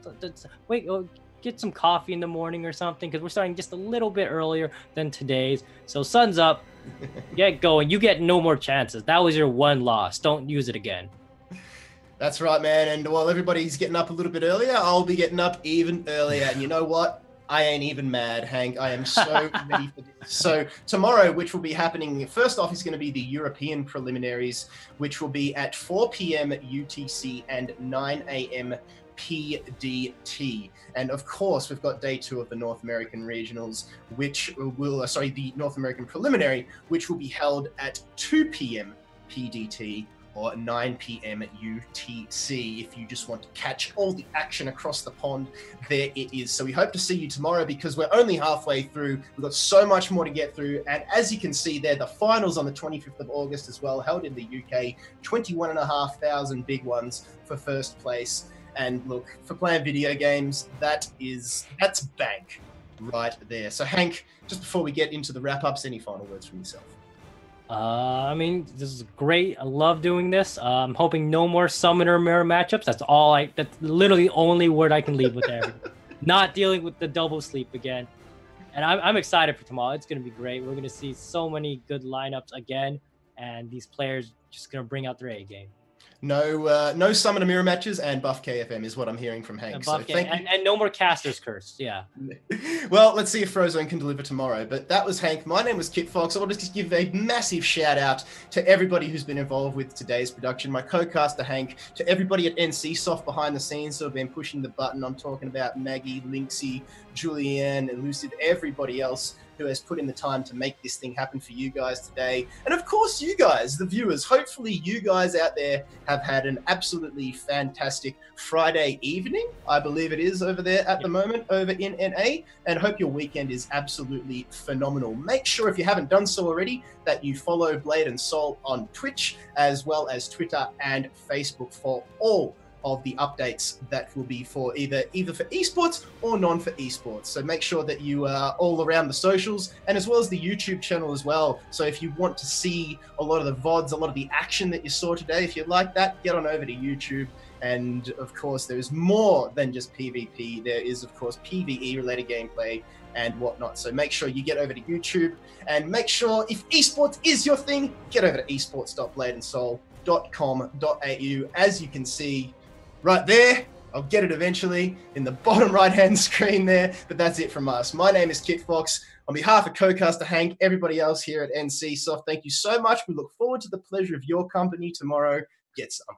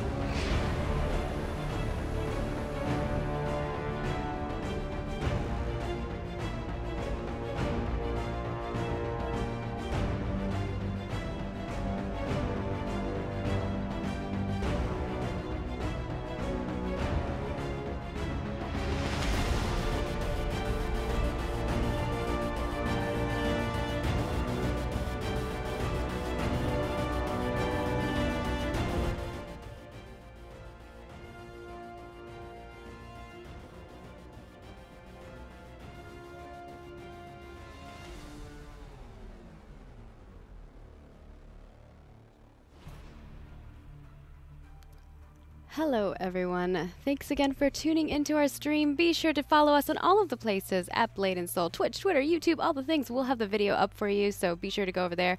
But as always, we like to do an enemy raid at the end of our stream, and today our enemy raid is going to be for BNS Tournament _global. So be sure to join our raid as we go and check out the Korean tournament and scout out our competition, as we will as well be fighting them in the World Championship. See you then.